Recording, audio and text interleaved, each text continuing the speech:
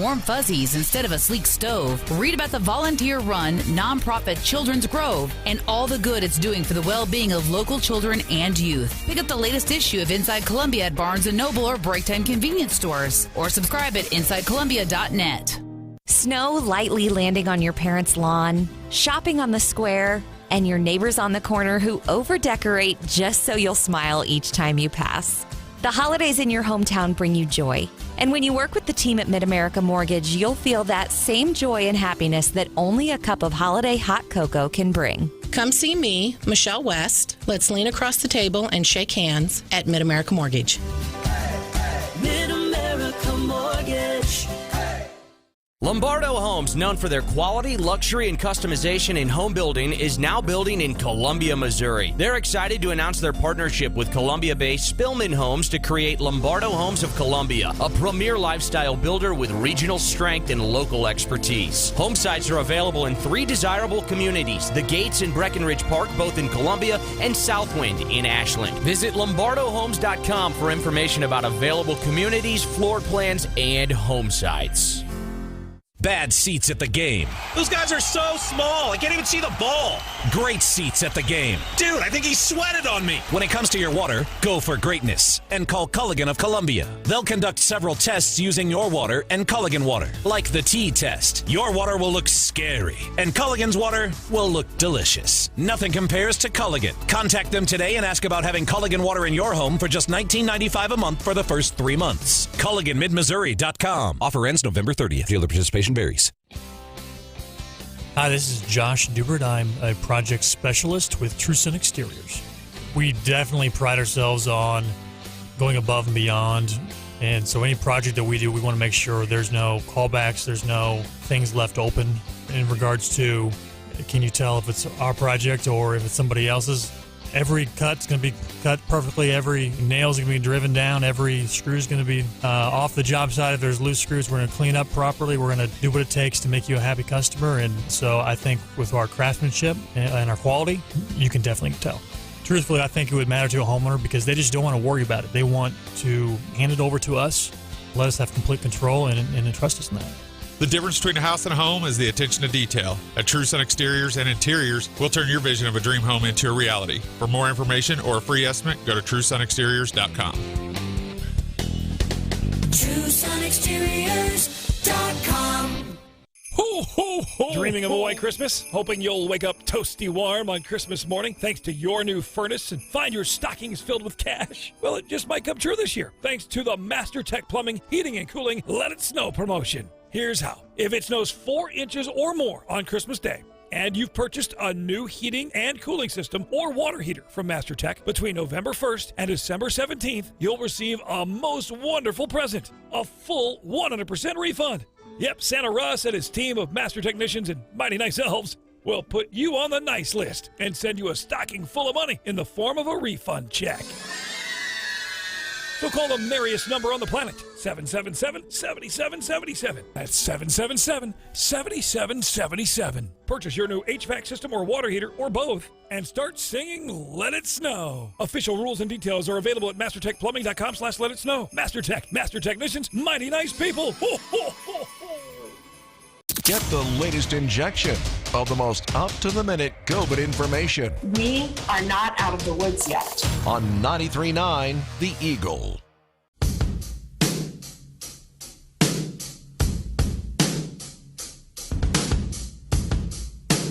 You're listening to Wake Up Columbia with Brandon Rathert on 93.9 The Eagle.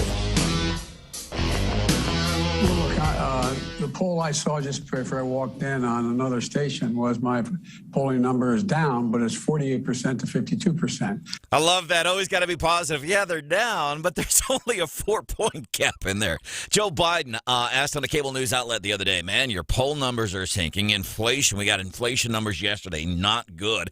We're going to get into this. Coming up 6:10 this morning here on 93.9 The Eagle. I'm kind of interested more specifically, like, what is it that you've noticed that you're paying more? It's easy for me. I think we can all agree on gasoline. Plane tickets, outrageous. And here's the other thing. I said this to Brian Hansen yesterday. He's part of the Gary Nolan Show, which is here weekdays, 9 o'clock on 93.9 The Eagle. I said, one thing I noticed prices have gone up really high. Tomatoes. And I know, Hannah, the producer's looking at me, we're like, what? Yep. Price of tomatoes got me down, man. What's got you down? We're going to get into that coming up at 6:10 here on 93.9 The Eagle. One of the other things that we are covering in conjunction with Fox News. Fox News, what fireworks might we expect at the Kyle Rittenhouse trial today? I don't know if you heard any of what's going on yesterday. There's three big takeaways, and then there's another big takeaway in that. Three big takeaways, three very interesting things happened in this trial yesterday that some of your coworkers might be talking about at work today. We'll cover that. And then the other big takeaway is, when's this guy going to walk? Watching the trial, watching it, and seeing how well-spoken this kid is, how well he carries himself in his purpose that night. This kid showed up with fire extinguishers to put out fires. He showed up with a first aid kit, and he was there for, it sounds like, really good intention. He wasn't kind of like one of these kippy-yay cowboy kind of dudes looking for an excuse. Maybe naive even. He was 17 years old when this happened. Some of the highlights from that trial coming up. 6:10 this morning here on 93.9 The Eagle. Stories Brian Houseworth is working on for you. I had a story yesterday about a Columbia area man, wanted on murder. He has been found. We'll give you the whole story, tell you where he's been found coming up at 6:03. Meanwhile, closing arguments in the Joseph Elledge high-profile murder trial. Closing arguments get underway today. Brian Houseworth, of course, he's going to be at the courthouse this morning. Today is Veterans Day. That is a federal, state, and county holiday. Banks and financial institutions are closed. No regular mail delivery, things like that. We should be back to, a normal frame of mind by tomorrow, just in time for a feel-good Friday. We also have details on how you can make a holiday wish come true. It's just one of the things that we are doing for you this morning here on 93.9 The Eagle and 93.9theeagle.com, where you can listen live, you can watch live on the Wake Up Columbia Facebook page.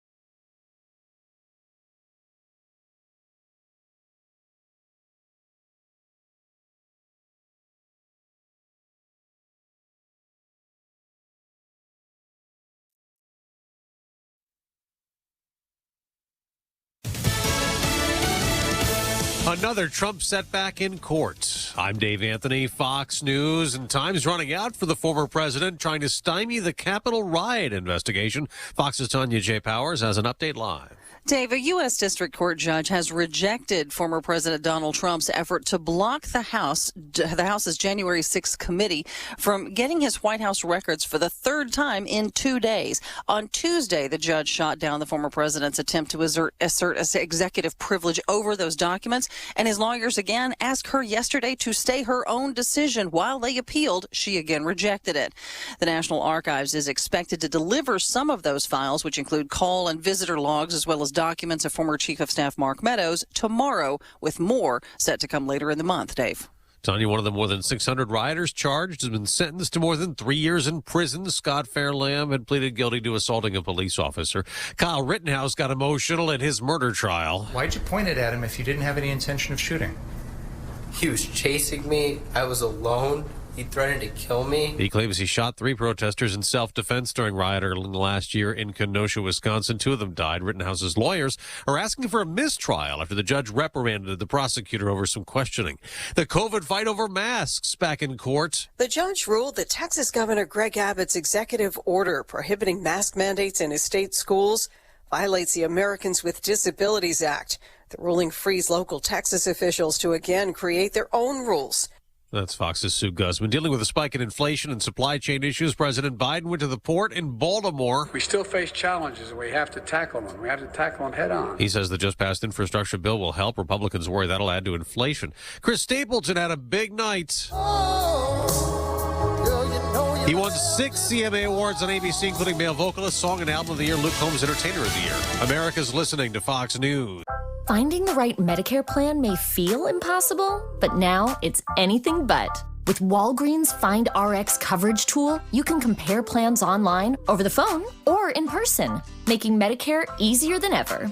Easier than picking which true crime doc to watch, figuring out that Wi-Fi password, or putting the duvet cover back on. So if you can do those things, with Find RX coverage, you can definitely Medicare. Find the plan that's right for you by visiting walgreens.com/Medicare.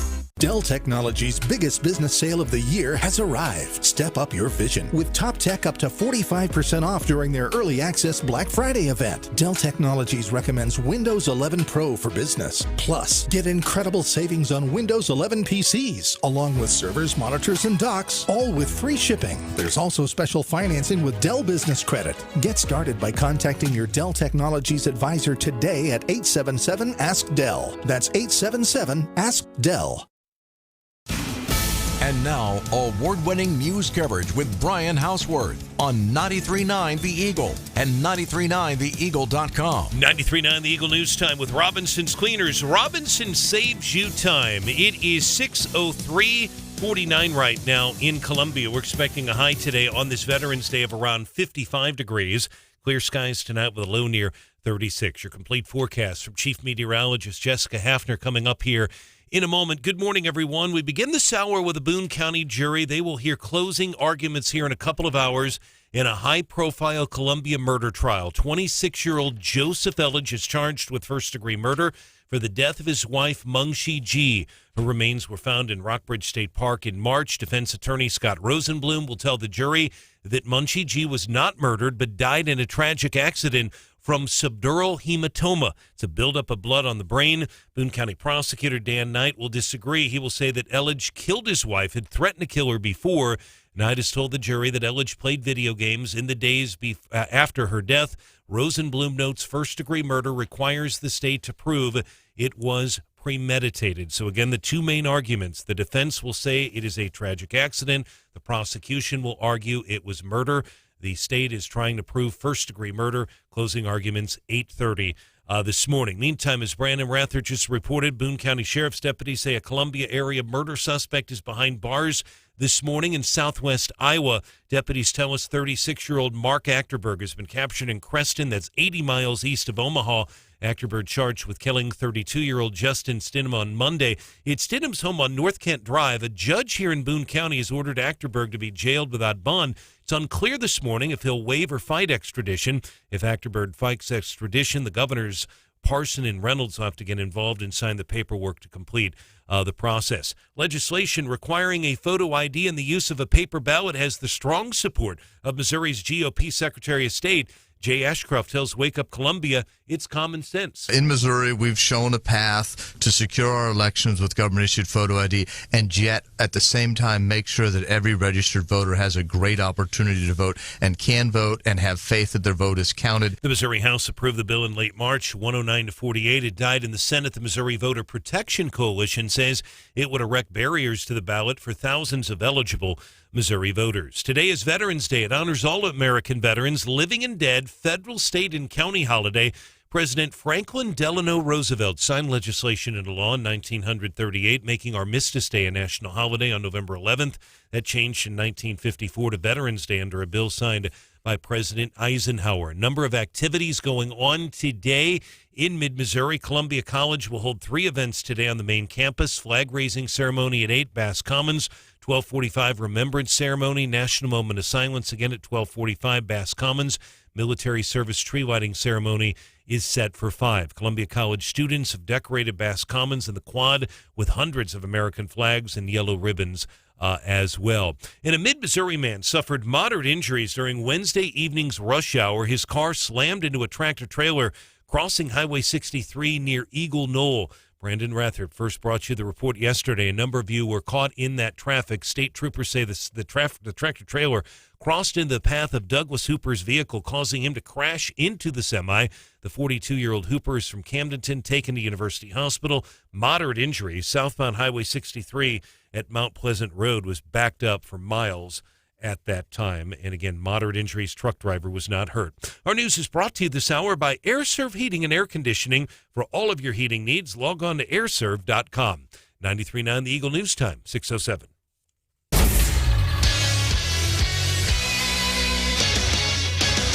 In sports, the Mizzou women's basketball team opens the 2021-22 season tonight. Murray State is the opponent. Mizzou Arena in Columbia. Tip-off between the Tigers and Racers set for 7. True Mizzou freshman Izzy Higginbottom has been impressive in a couple of exhibition games, 13 and 16 points respectively. Pre-game coverage on our Zimmer station, KTGR. 100.5 begins at 6:45. Brad Trinago will have the call for you tonight on the Central Bank Tiger radio network. Our sports is brought to you this hour by Steve's Pest Control, stevespestcontrol.com. 93.9 The Eagle News Time, 6:07.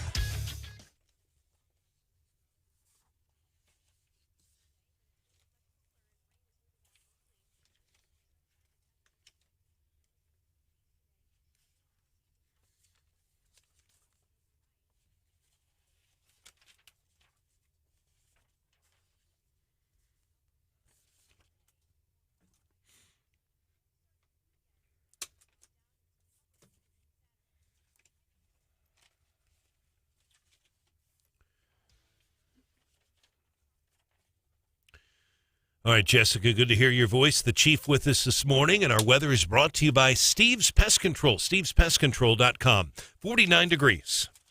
Eagle Eye Traffic. Traffic check, midmohires.com. Local companies looking for local people. Midmohires.com to find a job or to post your job opening today. Things are quiet right now on the roads. Yesterday afternoon, just lots of accidents to report for whatever reason, and a lot of those did not involve serious injuries, but they did tie up traffic. Nothing this morning right now. If you want to report a traffic issue, call or text us 573-874-9390. More team coverage in less than 30 minutes and breaking news immediately. I'm Brian Houseworth, 93.9 The Eagle.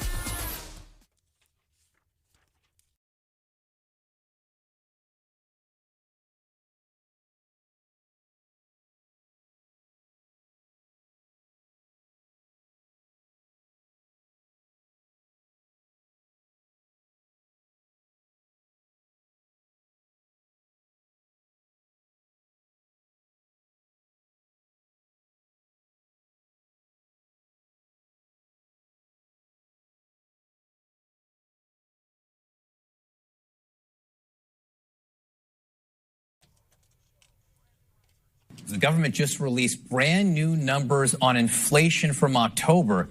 They're big. America's prices surging. more than they have in 30 years, and there doesn't seem to be an end in sight. And unfortunately, the numbers are all moving in the wrong direction. Consumer prices were up by 6.2% in October from the year before. Now, let me walk you through some of the individual items. Look at computers and smart home assistants up more than 8%, televisions up more than 10%, washers and dryers up nearly 15%. We're paying more for energy. We're paying more to heat our homes. We're paying more for our housing. When we go to the grocery store, we're paying more for beef and for eggs, for food, used cars, new cars, trucks as well. The president taking a harder line, saying in a statement, quote, inflation hurts Americans' pocketbooks, and reversing this trend is a top priority for me. So what kind of verbal jiu-jitsu did Joe have to pull out of his back pocket to try to explain the inflation? You got to hear this. And I don't like doing this very often, playing very long cuts. But Joe Biden here trying to explain inflation as we think about what it is we're paying for more. Besides gasoline, we all know, just a couple of weeks ago, I was paying $2.99 a gallon. Now it's up to $3.19 a gallon. You subtract that 2.5 cent new gas tax from MoDOT, we'd be paying $3.16, $3.17 a gallon. Still very high. Brian, besides gasoline, is there something you've noticed? Plane tickets, for example. I flew this past summer out of Columbia, flying again. Tickets were up probably double. Now, if I compare it to Thanksgiving last year, it's about $500 more this year to fly. There's the gasoline, and then the one that Hannah laughs at me. The price of cherub tomatoes. Gone through the roof. I'd typically pay $3.49, $3.99 for a tub of cherub tomatoes. They're over $6. You know, the gas would be the one in the 2 cent that MoDOT that just kicked in. So that you take that out of the equation, it's still gone up. And we've had, over the years, the gas prices fluctuate and stuff. But that's really sticker shock, though. That has a big impact. Especially you think about the over the road truckers and things like that. But every cent counts. But yes, I've definitely noticed it at the pump for sure. Anything else you think of offhand? That's what really grabs my food. I mean, food oh, yeah. at the grocery store. There's no doubt about that. And then the one thing too, it's getting harder and harder to be able to, for whatever reason, I'm not putting the blame on anybody, but it's harder and harder to go through a drive-through, even when you're on a short lunch break, to be able to get through it. Just takes because it's just hard to get through these lines. I go to Club Car Wash, Providence and Grindstone all the time, and there's a McDonald's there. Oh. And I'm like, what? Are they selling gold? Are they giving away gold or something? And there's a coffee place, too, that's also right off of Grindstone. People will back up traffic on a Sunday morning to get this dang coffee or to get their McDonald's, very fine products, but what are they doing there? The people, they're wrapped outside of McDonald's and blocking traffic on the road so they go get a Big Mac. What the heck you all doing? On Nifong? Yeah, right there by Club Car You're Wash. absolutely right. There's no doubt about it. And also the Taco Bell right there, too. There is extensive lines to get into the Taco Bell. All right, let's hear what our president, how he explains, because he's asked about this. Inflation numbers coming out yesterday, and they're telling us what you and I already know, man. Things are just going through the roof. Gas, plane tickets, groceries, energy bills expected to go up. So Joe Biden comes in to explain and maybe offer some hope. And the irony is people have more money now because of the first major piece of legislation I passed. You all got checks for $1,400. You got checks for a whole range of things. If you're a mom and you have kids under the age of 7, you get $300 a month. And if it's over 7 to 17, you're getting $360 a month, like wealthy people used to do when they get back tax returns. It changed people's lives. But what happens if there's nothing to buy, you got more money, you compete for getting it there, it creates a real problem. So on the one hand, we're facing new disruptions to our supplies. At the same time, we're also experiencing higher demand for goods because wages are up. Okay, and here's where you want to really turn your radio up. And if you're in your car already, here at 6:14 in the morning, it's Wake Up Columbia, 93.9 The Eagle. Hannah, the producer, Brian Houseworth. I'm Brandon Rathert. Stephanie Bell has the day off. This is where you want to turn up your radio, and maybe not just turn it up, but look at it to hear what the Let's Go Brandon president, how he's about to explain why we're in inflation, why it's so bad right now. As well as people have money in the bank. Because of the strength of our economic recovery, American families have been able to buy more products. We're in inflation because of the strength of recovery. Come on, man. Somebody like Ron Howard is sitting in Hollywood writing a script and going, no, the reality, what is happening right now is even better. The president saying, we are doing so well, that's causing inflation. That's causing supply chain issues because we're giving, you heard him say, because we're giving these people $300 a month, and then people are sitting at home because of COVID, he goes on to say, which is wrong. The president is inaccurate. It has nothing to do with COVID, is what it has to do with. It has everything to do with what government entities have done to restrict commerce, to restrict your free movement. COVID didn't do this. It's people locally like Mayor Brian Treese. And I want to say Stephanie Bell. That's not it. Health director in Boone County. Browning. Stephanie Thank Browning. you. Hannah, you hear a little bit off mic. I got to tell you something. We're way different circumstances this morning here on Wake Up Columbia. And I hope that you don't notice listening. But I got to tell you, one of the things we always do here on the show, we're pretty honest and open. Sure. Sometimes we're too honest about stuff. That's a good thing. Writing books about sleeping with married women, that might be a little too much. Those are things you don't want to talk about. But we had a big technical issue after the show yesterday. So we are having to do the entire show from Hannah's studio. And Hannah's none too pleased about it because we're in her personal space. Brian and I are sitting extremely close. Stephanie Bell's not here. So it's just a way, everything is different this morning, and I hope that you will not notice that as much. We're still going to do Daily DC Rundown at 6:25. Still going to do What's Hot with Hannah at 7:25. And we've got a picture posted on the Wake Up Columbia Facebook page. Brian and Hannah have to share mics this morning. So, Hannah. Okay. I'm not sure we're going to do that all morning. I would like to preserve what technology we do have working. All right. Yeah. So this morning we're trying to figure our way through this. Like when you get a challenge in your life, you find a way to make it work. We're limping our way through the show this morning. Yeah, and we're making it work. Nobody's given us anything. We're standing up on our own 2 feet, and we're finding a way to make this happen because we make a promise to you. I know we're not elected politicians, but we make a promise to you, and our promise to you is we'll get up, try to let you know what's happening in the news. Hopefully you have some fun, all that good stuff. We will do that. We might have to do. We're not going to sit here and wait, well, somebody's got to bring it. We're not like that. We just do it. We find a way. Hannah's reaction is Brian and I got going this morning.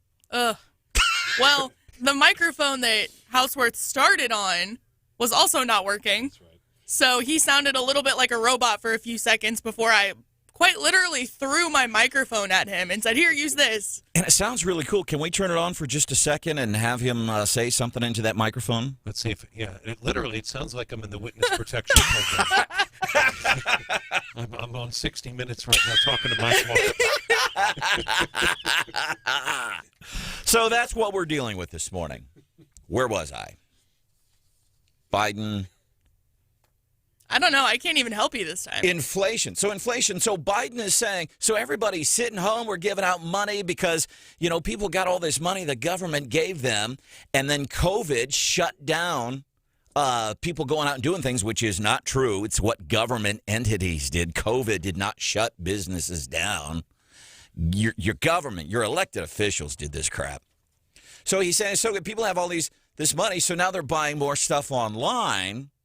And hence the supply chain issue. Meanwhile, we have pilots for a major airline picketing this week saying we're not. They're getting a massive bonus offer to work extra during the holidays as much as they can. And they're saying no, because airlines know they're going to have a problem during the holidays when it comes to travel. And these pilots saying, no, we're not taking the bonus. American Airlines pilots are rejecting a 50% bonus pay. So American Airlines saying, hey, man, we're going to have problems. We've had problems. Several thousands and thousands of flights canceled last month on various airlines. Pilots saying no, because we're not doing it. We're going to spend time with our family. Well, but see, people don't want to get the vaccine, and so we have fewer. Well, talk to Joe about that one. Welcome into the show. Phone number this morning, 874-9390, 874-9390. So the other thing, we have access to our text. So if you send us text this morning, another promise we make is we always try to respond. I bet we respond to 99% of our text. That's not going to happen this morning. I'll still be able to see your texts, but because of the issues that we have here this morning, it will not be quick turnaround. I might respond to some of them. I might be able to go in and read them. It might be best just to call 874-9390, 874-9390. So there's Joe yesterday. Well, we're doing so well. It's causing inflation. My goodness. More than 80 million people, we think, voted for this guy. So let's do this. But guess what? They're not going out to dinner and lunch and going to local bars because of COVID. Yeah, because of government entities. Kamala Harris, she's in France. You got to hear what she did. As a matter of fact, I think I'll save that with Kamala Harris. It's not what she said, it's how she said it in France yesterday. Just further embarrassing us on a worldwide stage. 874-9390. What is it that you're paying more for specifically? We know gas. How is inflation affecting you? Mark is in Boonville this morning. Good morning. Good morning, Mark. What's up, bud? Hello? Hello, Mark. Am I set up so that... Good morning. Good morning. Hello, Mark. Listen to your phone, not your radio. All right, he's gone. Something going on there. So let's do this. Coming up in the Daily DC Rundown, we'll be featuring what Kamala Harris said in France. It's not so much what she said, it's how she said it. That's coming up at 6:25 with the Daily DC Rundown here on 93.9 The Eagle. Good morning, I am Brandon Rather for Salter Lawn Service. Salter, one call does it all. And we do mean do it all. So they handle people think, well, it's lawn maintenance. Yeah, some of that. It's really, if you have any kind of property, Salter Lawn Service can help you out with it. Whether it's, yard cleanup in the spring and fall, whether it's leaf removal, whether it's mowing the lawn on a regular basis, whether it's, you just don't know. You call these, do you do this? Is it on property? We might be able to do that. The other thing they're doing, the one call you need to make right now, is for Christmas lights. Yeah, they install Christmas lights. They'll put them up for you, put them up on your house, take them down, and then they'll store them for the rest of the year. How wonderful is that? Salter Lawn Service. Make that one call to the folks who do it all. Salter.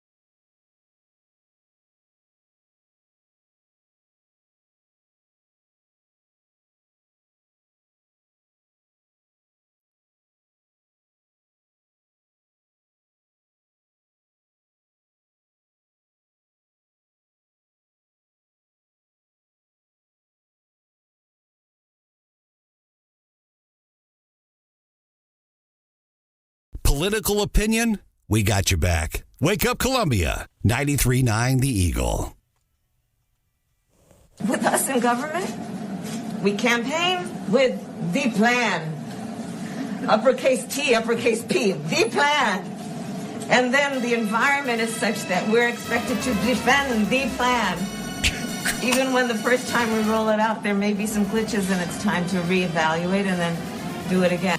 Told you, it's not what Kamala Harris said in France yesterday. It's how she said it. She's in front of these French scientists and she's trying to affect some kind of French accent. She sounded more like, who's the guy on Fantasy Island? Deplaine. Hervé Villachez played the part of that little, the midget dude on Fantasy Island Saturday nights. Deplaine. That gets us into today's daily DC rundown on 93.9 The Eagle. Stephanie has the day off. So let's start with Joe. He's touting his $1 trillion infrastructure plan yesterday as an eventual fix for the nation's inflation, which you heard him so deftly describe just minutes ago here on 93.9 The Eagle. The problem is we're doing so well because the government's been giving out all this money, and COVID is making people stay home, which is not true. COVID is not making people do anything. It's government that's making people do things.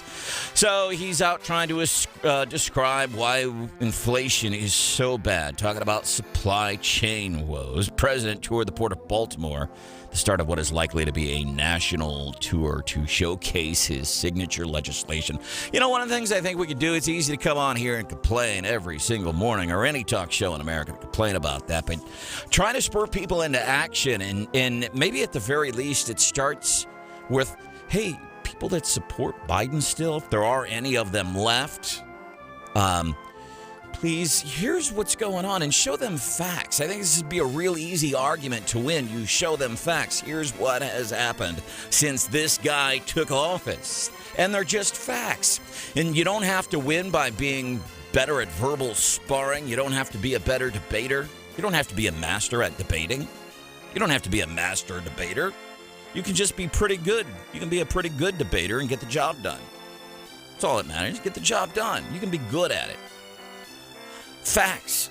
Use facts with people. I love Joe, but really. So you'd vote for this guy again. Let's just look at some facts. Here's some things that have happened since January 20th. So that's what Joe's out doing today. And we think that here locally, we're dealing a lot with redistricting. This is a battle that's going on nationwide. As a matter of fact, folks in other states are already, it's gerrymandering. And listen, everybody's going to make that claim. Conservatives, liberals, R's, D's, everybody, if it doesn't go for redistricting in most districts, some districts, they're a given. It's always going to be blue. It's always going to be red. But there are some of those purple districts. And if it goes the other team's way, the referee made the wrong call. We know that's how it's going to work. Coming up, Brian Hauswirth is going to be joining us. So first, Fox News, what fireworks might we expect in the Kyle Rittenhouse trial today? Then Brian Hauswirth is here. We have an update on this guy in Colombia wanted for murder. He has that at 6:31.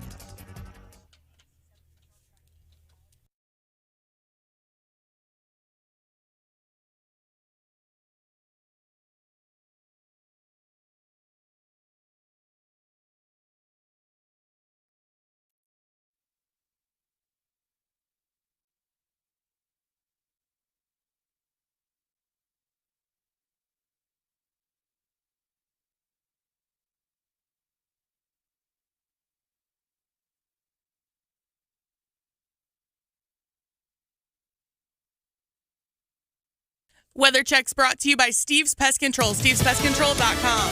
Fox News, I'm Chris Foster. Kyle Rittenhouse has testified in his own defense that he shot 3 men in self-defense during protests in Wisconsin last year. The prosecution's been reprimanded from the bench. The lead prosecutor reprimanded by the judge for raising inadmissible evidence. You know very well that an attorney can't go into these types of areas when the judge has already ruled without asking outside the presence of the jury to do so. The judge says he might consider a mistrial. If that is a mistrial with prejudice, that means Rittenhouse could not be retried. Fox's Todd Pyro. Dead at 85, F.W. de Klerk, the South African president who freed Nelson Mandela and then lost to him in an election. De Klerk oversaw the end of South Africa's white minority rule, dismantling the apartheid system in 1992. De Klerk and Mandela later shared the Nobel Peace Prize. Fox's Simon Owen. America's listening to Fox News. And now, award-winning news coverage with Brian Houseworth on 93.9 The Eagle and 93.9theeagle.com. 93.9 The Eagle News Time with Robinson's Cleaners. Robinson's saves you time. 6:31 is our time. Right now, it is 49 degrees in Columbia. We're expecting a sunny conditions today throughout the day on this Veterans Day with a high of 55. Clear skies tonight with a low near 36 degrees. Good morning, everyone. Closing arguments are set for 8:30 this morning in Columbia in Joseph Elledge's high-profile murder trial. The 26-year-old Elledge is charged with first-degree murder for the 2019 death of his wife, Meng Shi Ji. Boone County prosecutors say Elledge deliberately killed his wife, who had threatened to kill her before. Defense attorney Scott Rosenblum describes it as a tragic accident. A Columbia area murder suspect has been captured in rural Iowa. Boone County Sheriff's deputies say 36-year-old Mark Achterberg was arrested Wednesday in Creston, 55 miles southwest of Des Moines. Achterberg is charged with first-degree murder, accused of shooting and killing Justin Stidham on Monday afternoon on North Kent Drive. Still no word yet on whether or not he will be extradited back to Missouri. A burglar has been shot after breaking into a home in Sedalia. Called out yesterday for a burglary. They said the sleeping homeowner heard the intruder and began checking his home after getting a gun. Homeowner then told the intruder to leave, but police say the man moved towards the homeowner, so he shot him once. Police found 52-year-old Daniel Schnack after he fled the home. His bullet wounds weren't life-threatening.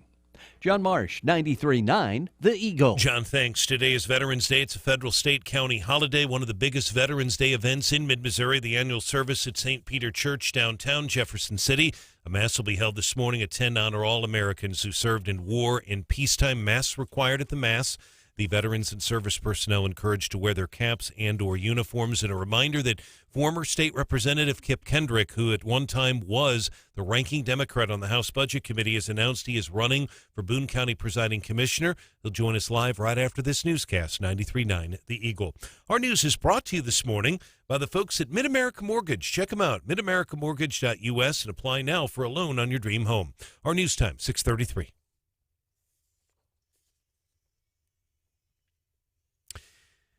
In sports, the Mizzou women's basketball team opening the 2021-22 season tonight against Murray State, Mizzou Arena in Columbia.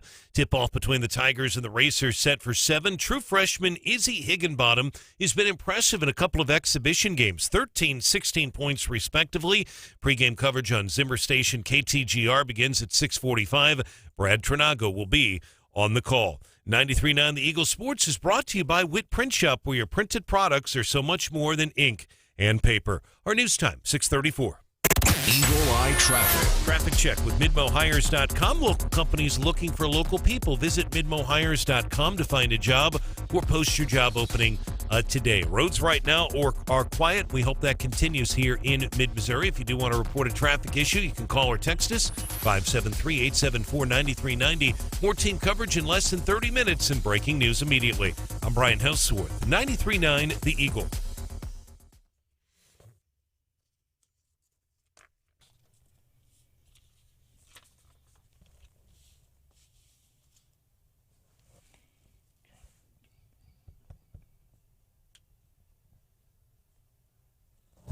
I'm Colonel Mike Wagner, commander of the 2nd Armored Brigade Combat Team, 1st Armored Division. I'm Command Sergeant Major Christopher Kohunsky, 2nd Armored Brigade Combat Team, 1st Armored Division. Veterans Day is a celebration of the patriotism, service, and sacrifice of all who have served in the U.S. military. On this Veterans Day, we honor the brave men and women from all walks of life who have stepped forward to defend our nation throughout its history. We must ensure that the service and sacrifice of our veterans is never overlooked or forgotten. Our Army heritage is an important part of who we are. It is those who have come before us who have laid the groundwork for who we strive to be today. We carry their legacy forward with us every day in the brigade colors and campaign streamers that go with us everywhere. From Kuwait, strike hard. Veterans Day. I love it. Thank you for what you have done for our country. And we're blessed to have, obviously, a bunch of folks around here welcome home the work that Megan Sievers and everybody has done before her and making that just really a feather in the cap of Columbia. Welcome Home does incredible work helping veterans. Veterans United, we know how big they are here. A story that made national headlines this week. Veterans, for Veterans Day, Veterans United, like Fox and people are picking this up. Veterans United gave 11 homes, is giving 11 homes to 11 deserving service members. That's local. That's a story getting national attraction. Several events happening around the area today. If you want some info, feel free to give us a buzz. 874-9390. Welcome into the show. Stephanie Bell has the day off. There's Mr. Brian Houseworth. Good morning, sir. Hannah, the producer, is off mic. Just so you know, hopefully you won't notice, but like we're in a totally different studio this morning. We had technical disaster almost yesterday. And so everything is way different this morning. So if you're texting us, it might be a while before we get to your text. Very limited this morning, but we are going to make it work.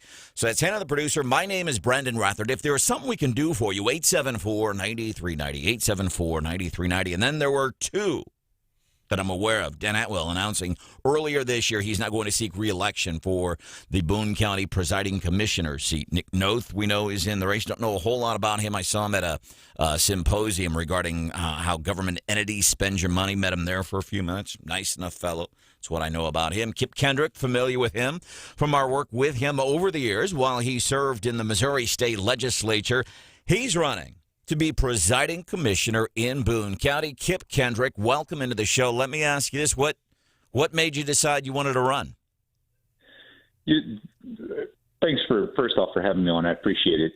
My decision was based on what we're seeing coming down from the federal government especially. I think the need for my experience working on the budget committee, working across the aisle, and also my work on the CARES Act task force on how to spend that federal money is going to be critical in the coming years with the ARPA money coming down and likely infrastructure money coming down to Boone County.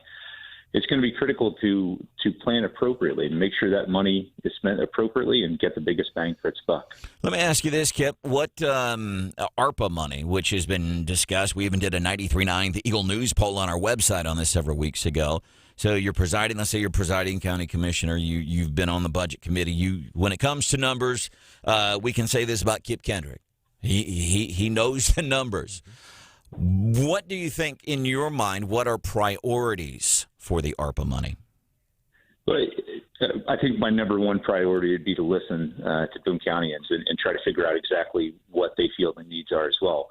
Well, without a doubt, I mean, the priority of Boone County residents is economic opportunity, community safety, and good infrastructure. Yeah. And it really, I mean, this is where local government, county government, is where Boone County residents interact the most. And so it's critical to keep that in mind as you're setting priorities on how to spend that money.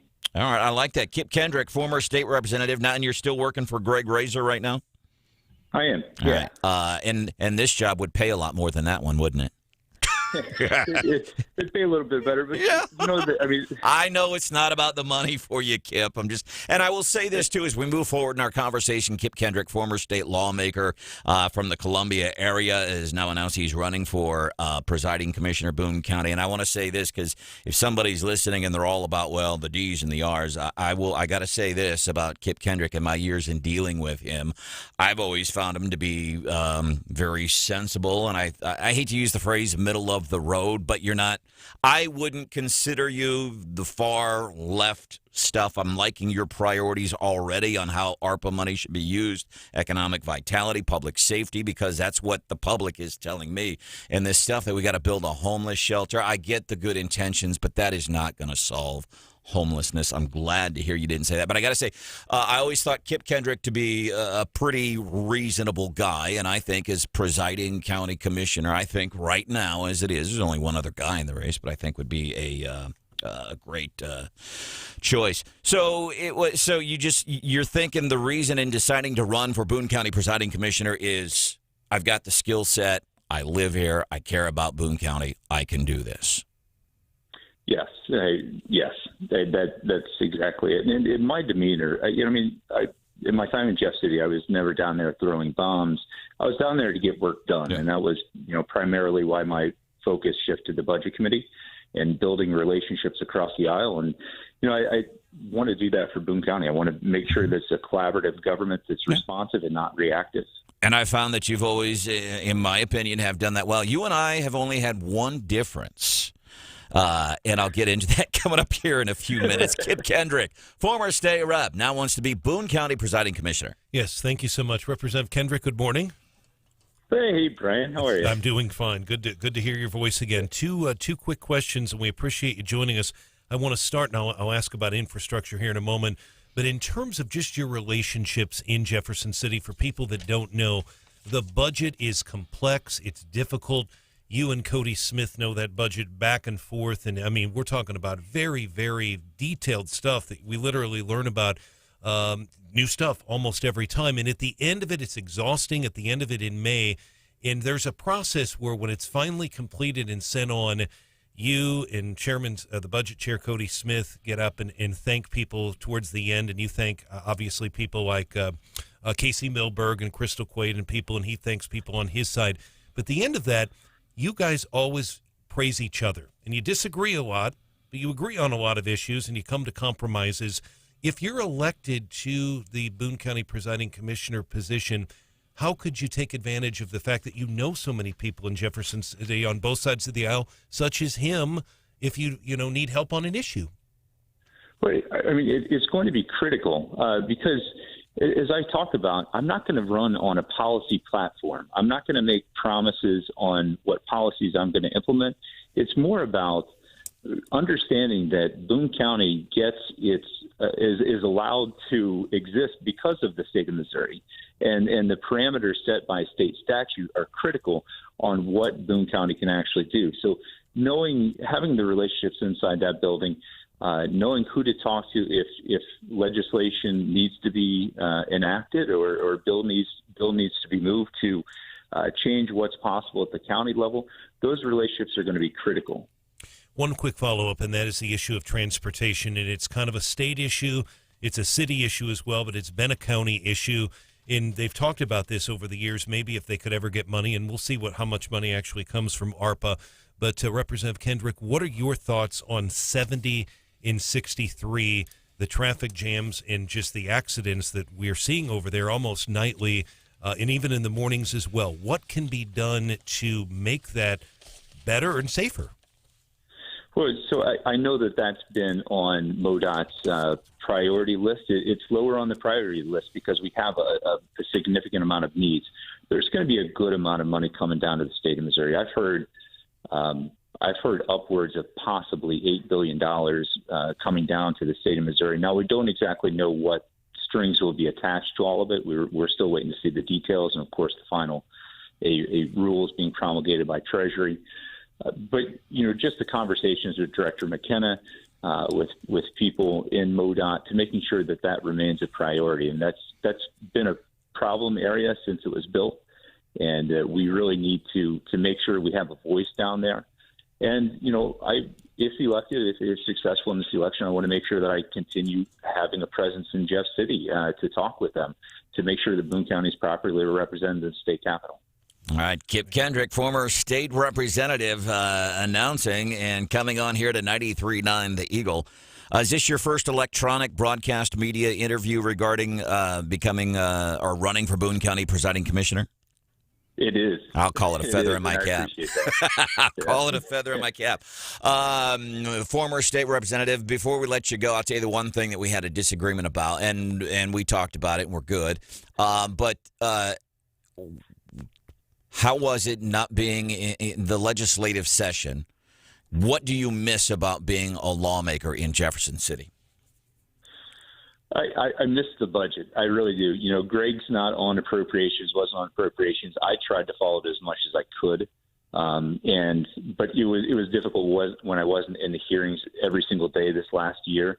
But I'll say that my impact on policy, especially, legislation that Greg was moving or what he was involved in on the committee level was improved this last year. Greg Razor is the Missouri state senator from, I think, the Kansas City area, who Kip Kendrick is working for right now. What don't you miss? What is the one thing you're like, man, I'm glad I don't have to do that anymore? Well, it was probably right before I decided to make this decision, kind of, taking a step back, not necessarily being as public facing. There's something to be said about that, right? It was enjoyable for a brief moment, but I'm very happy to be back out there and have my name in the ring for this. Okay, Kip Kendrick and I, the only disagreement that I ever had with Kip, not even a disagreement, just I was like a disappointed father, Kip. Was you ran for re-election, and it wasn't shortly after the election that you left to go take this job. And the bigger thing with that is I didn't mention it. We had you on the morning after you said, "Hey, I'm not going to run or I'm leaving the House of Representatives to go work for this guy." And we rode Josh Hawley's rear end a lot about that because he campaigned on, I'm not going to be climbing ladders, and he served in the Attorney General's office in Missouri for 2 years. When I voted for him, I wanted him to be there for 4 years, but I get it, timing and everything. And I gave you, in effect, a free pass. But then we have talked about that since then, right? We're good. Right. You understood why I was upset, because I think... And I get it. Sometimes you got to do things for the family, and family should take precedence even over professional stuff. But, man, when you're running for elected office and people vote for you to do that, I just believe in that. But that's not the point. The point is we're good, right? Yeah, no, certainly. Okay. And I understand where you're coming from. I understand that frustration. Okay. I really do. All right. Making the move to have a larger impact over in the Senate was important for me. Yeah. Okay. And making this move to Boone County Presiding Commissioner to even have a larger impact on Boone County will be important as well. Well, I think you get some broad appeal from folks here in Boone County. Kip Kendrick, former state lawmaker, now running for Boone County Presiding Commissioner. Thank you so much for joining us on 93.9 The Eagle this morning. Very much appreciate it. Always do. Going down.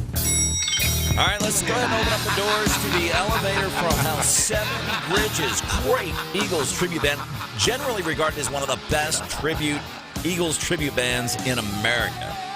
Playing at 54 Country in Fulton, I think tomorrow night. 5-pack of tickets if you can tell us the song playing in the elevator this morning. So here's how the elevator from hell works. You get into an elevator sometimes and you hear this elevator music, but you're like, man, that sounds like Black Sabbath, Paranoid. It's the elevator version. It's kind of what we're doing here. 874-9390, 874-9390. As soon as you recognize this song, if you're the first caller with the correct answer, 874-9390, we'll hook you up with a 5-pack of passes to see Seven Bridges tomorrow night in Fulton. Let's go ahead and open up the doors and see what's playing in the elevator this morning.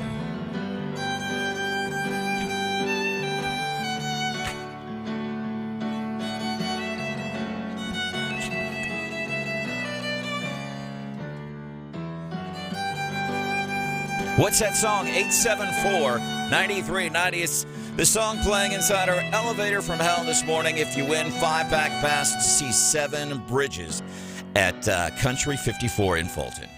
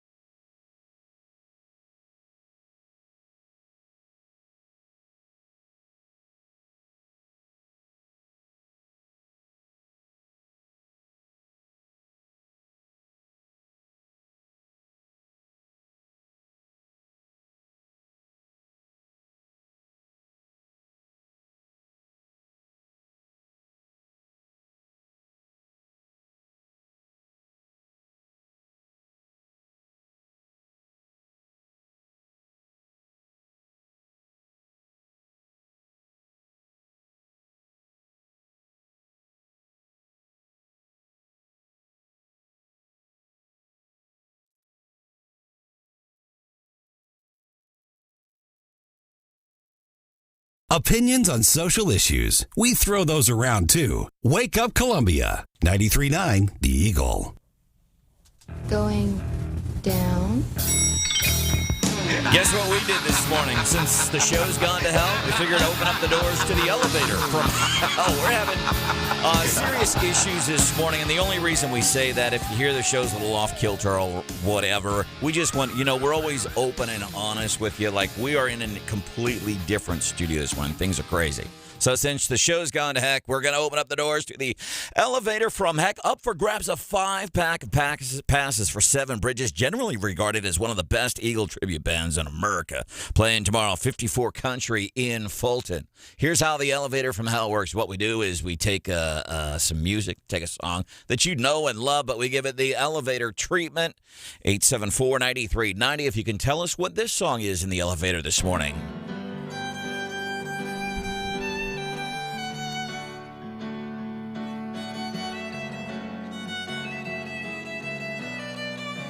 All right, 874-9390, 874-9390. Jason, well, sorry, I can't even read the names of the people that are calling because their setup is so different. Jason, welcome into the show this morning. How are you? Good, how are you? I'm doing all right. You ever have one of those days, Jason, where it's minor stuff, but all the minor stuff goes wrong on the same day? Do you ever have one of those days? Pretty much Monday through Friday. Well, guess what? It's Thursday here on Wake Up Columbia. Jason, what's the song playing in the elevator today? That would be Hotel California.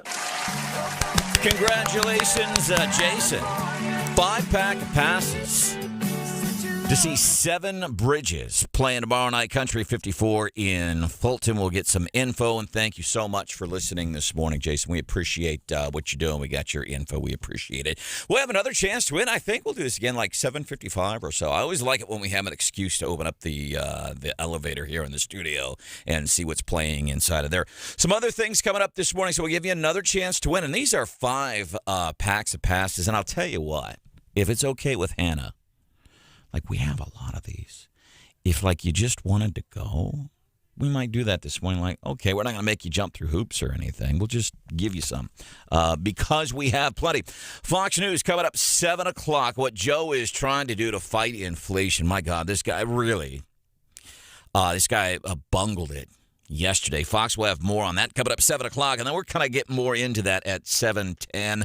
Dr. Tobler is going to be hanging out with us. Some men's health issues we're going to be talking about this morning, from one dude to another. Then Brian Houseworth is here. We have an update on a Columbia murder suspect. Brian has details on that story coming up at 7:03 here on 93.9 The Eagle. It's time for the Doment of the Day with Brandon Rathert on 93.9 The Eagle. Your Doment of the Day, dumb people in the news doing dumb things. And we go to, I promise this is just by chance. We go to San Francisco this morning. And we know what happens in San Francisco. They are so liberal and it's all utopia. They don't even bust shoplifters. It is so bad with shoplifters in San Francisco. You have a pharmacy. They're just shutting down stores because they have no power to stop people that are breaking the law, stealing their bread and butter. They are stealing from business owners and taking it for themselves. Kind of like socialism, but it's on a criminal level. But San Francisco makes the Doment of the Day again, and here is why. Smash and grab crimes are so high right now. Really, throughout the city. You could look this up. Officials in San Francisco encouraging people to, not drive and don't get rental cars because they're especially targeting rental cars. So instead of saying, hey, we're going to enforce laws and crack down, we're just going to tell you, yeah, don't rent rental cars in San Francisco anymore.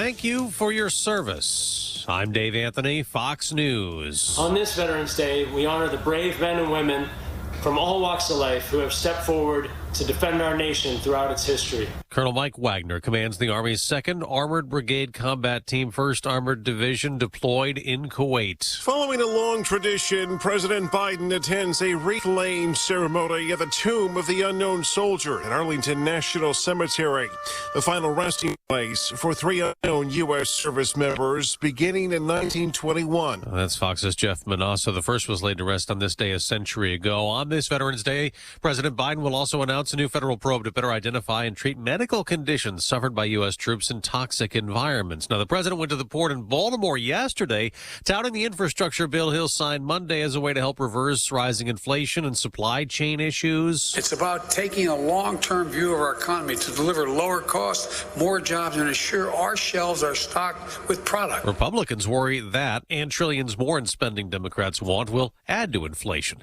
The sky turned a bright orange in Florida last night for a launch with a milestone. Fox's Evan Brown live in Broward County. Yeah, Dave, SpaceX launched their 3rd crew for NASA to the International Space Station Wednesday night. Phase 1 Alpha. Copy, 1 Alpha. Downrange. And no problems with the flight so far, which is set to reach the station shortly after 7 o'clock tonight Eastern Time. But one of those 4 people on board is now, according to some counts, the 600th human to travel to space since Yuri Gagarin's flight 60 years ago. That tally jumped significantly this year with the number of tourist flights to space, Dave. And former President Trump lost in court again. The same judge who rejected his attempt to block House Democrats investigating the Capitol riot from accessing White House documents tomorrow rejected his attempt to put her ruling on hold while he appeals. America's listening to Fox News. Finding the right Medicare plan may feel impossible, but now it's anything but. With Walgreens Find RX coverage tool, you can compare plans online, over the phone, or in person, making Medicare easier than ever. Easier than picking which true crime doc to watch, figuring out that Wi-Fi password, or putting the duvet cover back on. So if you can do those things, with Find RX coverage, you can definitely Medicare. Find the plan that's right for you by visiting walgreens.com/Medicare. Dell Technologies' biggest business sale of the year has arrived. Step up your vision with top tech up to 45% off during their early access Black Friday event. Dell Technologies recommends Windows 11 Pro for business. Plus, get incredible savings on Windows 11 PCs, along with servers, monitors, and docks, all with free shipping. There's also special financing with Dell Business Credit. Get started by contacting your Dell Technologies advisor today at 877-ASK-DELL. That's 877-ASK-DELL.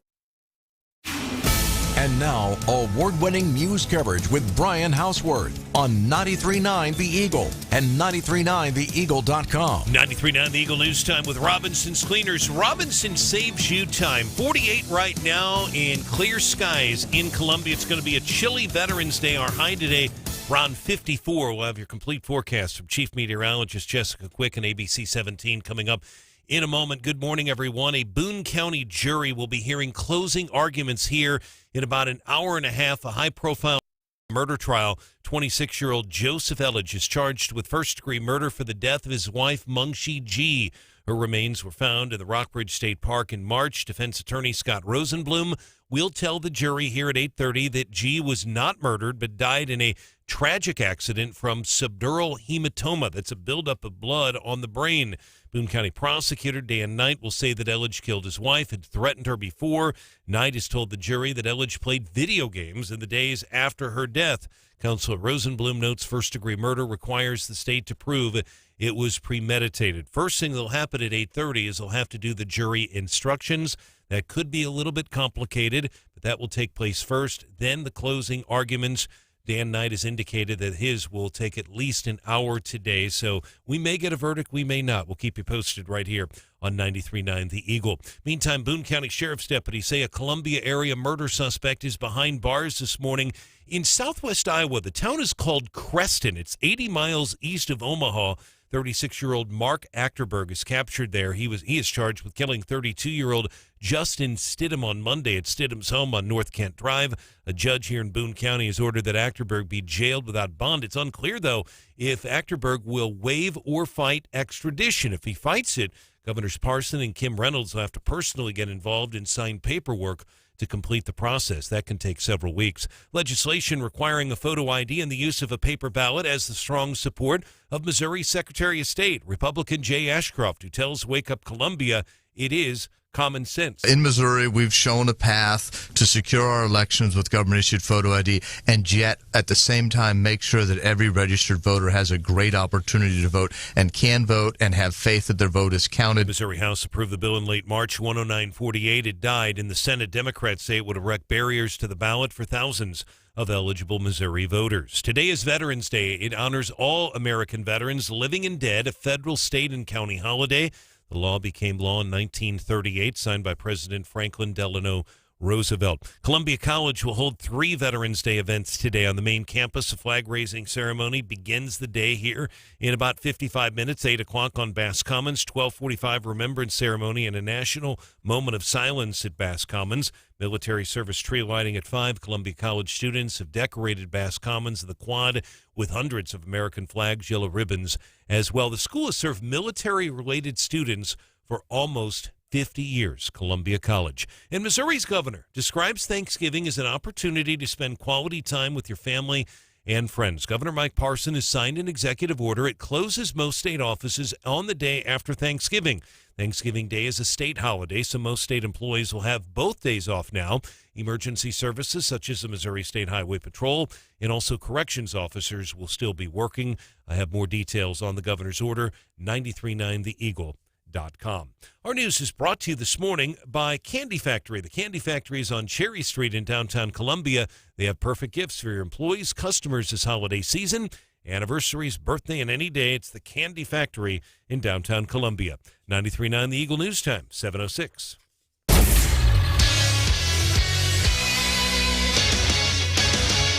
In sports, the Mizzou women's basketball team opening their season tonight, 2021 and 22, against Murray State. The Razors from Murray, Kentucky, making their way to Mizzou Arena in Columbia here. Tip-off between the Tigers and Murray State, 7 o'clock. Our pregame coverage on our Zimmer station, KTGR 100.5, begins at 6:45.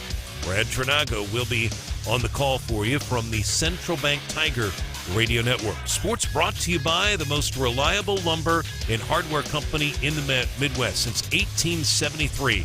It's La Crosse Lumber, Grindstone in Columbia. 93.9 The Eagle News Time, 7:07.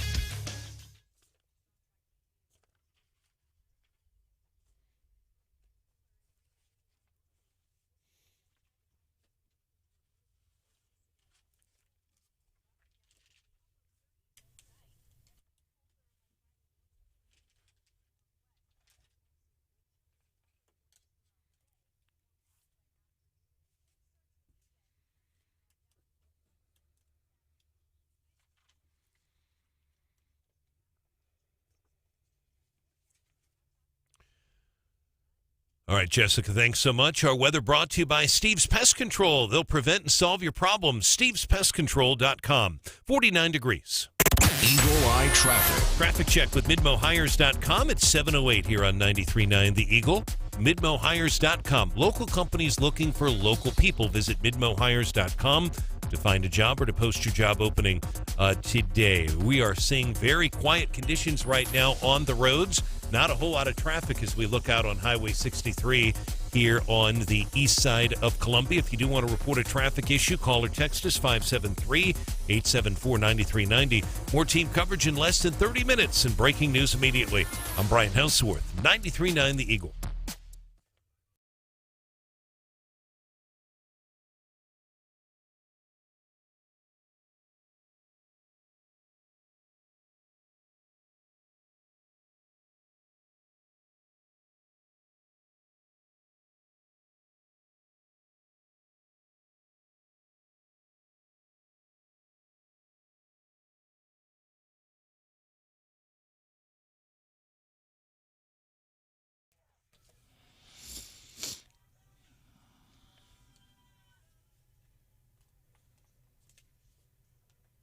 Out of those employees, about 65 people said in an internal survey they would likely leave the job if they are forced to get a COVID-19 vaccine. I don't know if we'll ever get enough staff to open this back up. That is Steve Davis, Chief Financial Officer at Bothwell Regional Health Center in Sedalia. Deb Kendrick with our news partners at ABC 17 doing a 4.5-minute story last night on how it's affecting these mandates. It's not COVID that's affecting these institutions. It is government mandates. It's people like Let's Go, Brandon, Joe Biden. That's what's doing it. I want to bring in our doctor, Dr. Randy Tobler. Interesting position for you, I'm guessing. You're a doctor.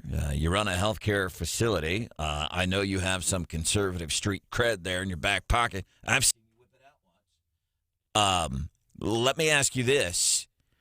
From a medical standpoint, what is your opinion on these mandates? Well, I think in certain pockets, especially smaller hospitals like Steve's and like mine and many rural hospitals, and potentially even some of our hospitals in Columbia, there's a critical staffing level that you have to keep service lines open. The acute 24/7 beds, the emergency department, the obstetrics unit, those kind of units, and not to mention the other outpatient units.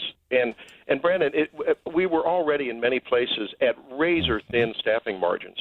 I can tell you in my institution, we were down 18% as a result of COVID fatigue and just burnout. And we have another 20 of our staff who have said they are going to either leave or, the profession or find a different place, like a doctor's office that isn't regulated. So it's going to critically threaten our ability to give certain types of care, and in those areas where we give care. And this is something that I think we should probably bring up, even though it may be dangerous and I may get some pushback on it.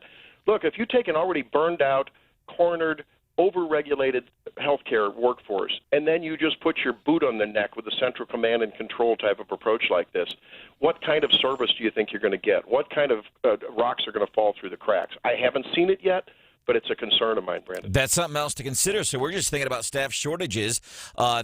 Steve, Chief Financial Officer at Bothwell Regional Health Center, told our news partners at ABC 17 like they were doing a tour. They have a whole floor just shut down. It's all ready. Yep. It has all the equipment. It has all the beds. They have no staff to work it. They anticipate that it is going to get worse because people are saying, no, I'm not going to have my government tell me I have to do this. I'll quit the job.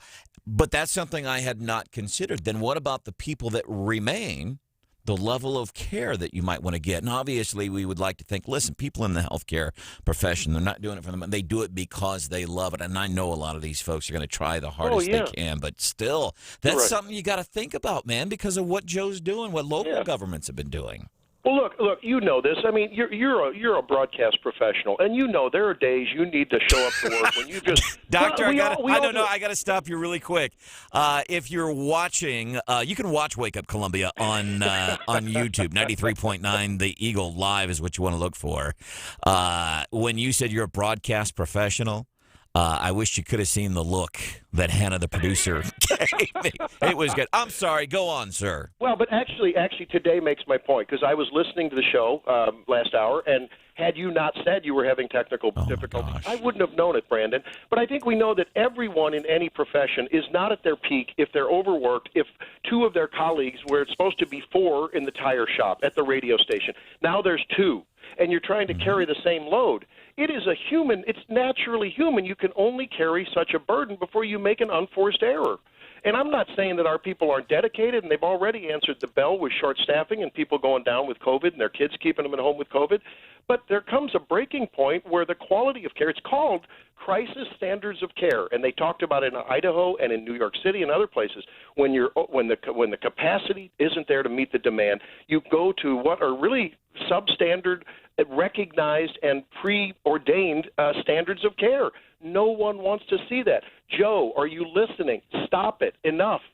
Dr. Randy Tobler joining us here on 93.9 The Eagle on Wake Up Columbia. I'm Brandon Rathard. Hannah, the producer, Brian Hausworth, is here. Stephanie Bell is in D.C. running with the big dogs this morning. And here's the thing that's really interesting, because you can take a lot of and for example, I'll go with the radio industry. We are incredibly to be affiliated, to be working for and with the Zimmer family. These are phenomenal people. You know that. I know that. Yeah. Yes. But we've seen in other broadcast and radio markets across the nation, this is kind of the same thing, but it's different. I want to tell you why. You've seen they would squeeze out people So they increased the bottom. We don't need that many people to do this. And what happened? And we see it here in town. The product on those national ownership radio groups, the product is crap anymore because they don't have the people to do it. And I know there's people right now listening this morning going, man, did he just call us out? I'm not calling you out. I feel bad for you guys. I'm calling out the big companies that I have worked for, by the way. But they squeezed people out. You had fewer people. The product, the quality of the product diminished greatly, and the people that are there hate it. They hate it. And the thing is, we relate this now to what's happening in your healthcare industry. This is something we can do something about. We can stop these mandates, Joe, and we can stop this problem we're seeing already in Missouri. Well, for the love of God, can't we even give people, look, 50%, roughly 50%, 30 to 50% of the people in my building and every building in Columbia that is regulated by CMS and now is under this threat have already had COVID. Can we please, under these circumstances, when it's already a short-staffed situation, going into a flu and COVID, maybe twindemic, who knows, when we're going into that, can we please have some leeway, give those people some recognition?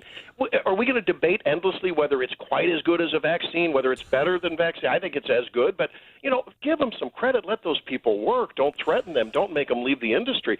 I don't know what those people are thinking, Brandon. I don't know what they've been smoking, my friend. So what is it then? Because I wonder, like with Joe yesterday, oh my God, he was on one yesterday, Randy.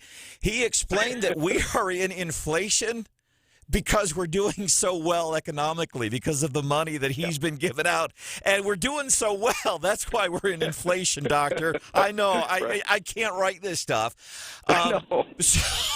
So take that. Chat with your other doctors about that one today at work. Joe says we're doing so well. That's why we have inflation. Let me ask you this. I'm wondering, is people like Joe and Kamala, and really not just them. It's easy to pick on them. They're the big dogs in charge in D.C. this morning. But anybody else, they're adamant about these vaccines. I look at what Sam Page did over in St. Louis County. He wants everybody to wear masks. He's all about the mandates.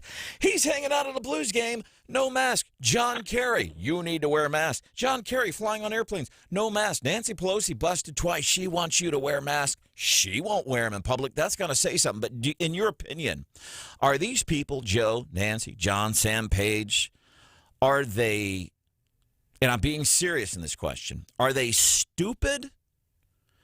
Or are they being mean? Or what is it? Brandon, I don't know. It takes the psychiatrist much smarter than this gynecologist to do that. But I can tell you, I think they're saving face. I think once they've made a pronouncement, someone in their inner circle has convinced them that it's a sign of weakness to say, hey, we overstepped. Whereas most Americans, look, you and I have had social interaction together. Everyone you know that you want to be around is a person who can say to another person, look them in the eye and say, I remember 10 years ago I did this and I thought I was really on top. Boy, did I screw that up. I mean, you talk about it in your personal life. What is wrong with these people that they can't say, look, we haven't quite done this right. We hope that people will get vaccinated, especially in a high prevalence area. But, we respect this and, continue to follow the safety data. We'll continue to give you the truth. And if we're going to make you wear a mask, we're going to wear a mask. And if you catch us without one, shame on us, and we'll say, I'm sorry. They are utterly incapable of humility, Brandon. There's a lot to be said for that. Humility, if you can be humble when appropriate, there is so much power in that. Because I ask people this all the time. When was the last time you admitted to somebody you were wrong? See what kind of response you get. Because it doesn't happen. It just doesn't happen a lot. And I have found, of course, when you're as wrong as often as I am, you get really good at admitting you're wrong. I know the feeling. Yeah. But there is so much power in going. You will get more respect. People will have an enhanced sense of respect for you when you go and say, hey, you know what? I got it wrong. The other day, for some reason, Caleb Rowden, local state senator, Caleb, I said something about his newborn child I thought was in ill health, and I said it because I believed it, and why I came to that conclusion, I don't know. His family called me. I sent him a text later that day. I said, Caleb, what can I do to make this right? I said, I really believed that at the time. It wasn't, and I'm sorry, and I was wrong. In his response, he said, that's cool, man. No worries. Yeah. But just apologize or saying you're wrong, and we just are not saying it. Dr. Randy Tobler this morning here on 93.9 The Eagle and 93.9theeagle.com, where you can listen live. You can also watch the show by going to our YouTube channel. Go to YouTube, search 93.9 The Eagle Live. You will notice it's different this morning because we are in a hailstorm of technical issues this morning here in the studio. But Dr. Tobler, I will leave you with this as we talk about Joe and Kamala and what their decisions are doing to, in effect, cause major serious problems that will affect not just people in the medical industry. Heaven forbid, should you ever need to go to a doctor, this could affect you. Thank goodness Kamala was in Paris yesterday trying to smooth things over. And here it's not what she said, it's how she said it. With us in government, we campaign with the plan. Uppercase T, uppercase P, the plan. And then the environment is such that we're expected to defend the plan. She's trying a French accent. Oh, boy. I don't know. Who was the dude? And I know his name in real life, Hervé Villachez. He played the little dude on Fantasy Island. The plane. What was that guy's name on that show? Gosh. Tattoo, yeah. Tattoo or something, yeah, I think Tattoo. That's what she sounds like. We campaign with the plan. Kamala Harris, our vice president, on the worldwide stage doing an imitation of Tattoo from Fantasy Island. Hey, Brandon, where are all the left cancel culture people saying, hey, she appropriated someone. know. She's culturally appropriating. Where are they criticizing her? No, it's because she's on their side. My first thought. Dr. Tobler, this visit's canceled, bud. We got to go. All right, love you, bro. I love you too, man. Dr. Randy Tobler, what a great guy. Coming up, we're going to be doing. We have more tickets that you can win. Seven Bridges, phenomenal Eagles cover band club. 54 Country tomorrow in Fulton. 7:55 will give you a chance to win those. What's hot with Hannah today? What do you got cooking for us? Hold up, let me swing. That mic. I got to tell you, normally we wouldn't say anything because apparently from what we are seeing, most people don't notice. But we're working in a different studio this morning. We have had a major tech. This is my studio. Brian and I are working in a different studio. You are guests in my studio. We are guests, and she's not pleased about it. She's all about her space, and I get that. But so it's just different. And the only reason we say it, hopefully you won't hear that much of a difference. There's a couple of things that might go on that you might go, man, that's not what I expect from my Wake Up Columbia. And we get that. I know you have expectations of us. And I promise you we will do everything we can to meet those. So I'm having to swing mics and stuff. What's hot with Hannah today? Well, we're just going to talk about our terrible day like we just did. Well, because I don't have a computer to look up anything else. And maybe other people have had terrible days, and they get a 874-9390. Just one, and it's not a terrible. It's still a good day. It's just a challenging day. Maybe you've had days like that. 874-9390. What's hot with Hannah? We'll get into that coming up. 7:25ish here on 93.9 The Eagle.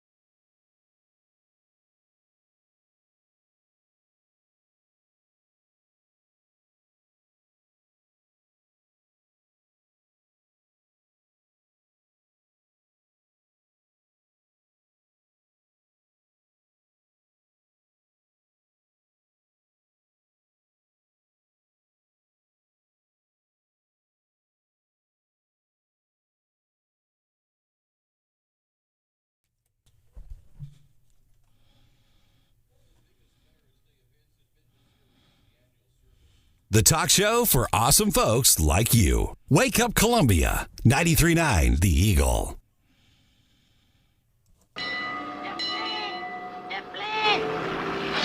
Tattoo from Fantasy Island. Check it out.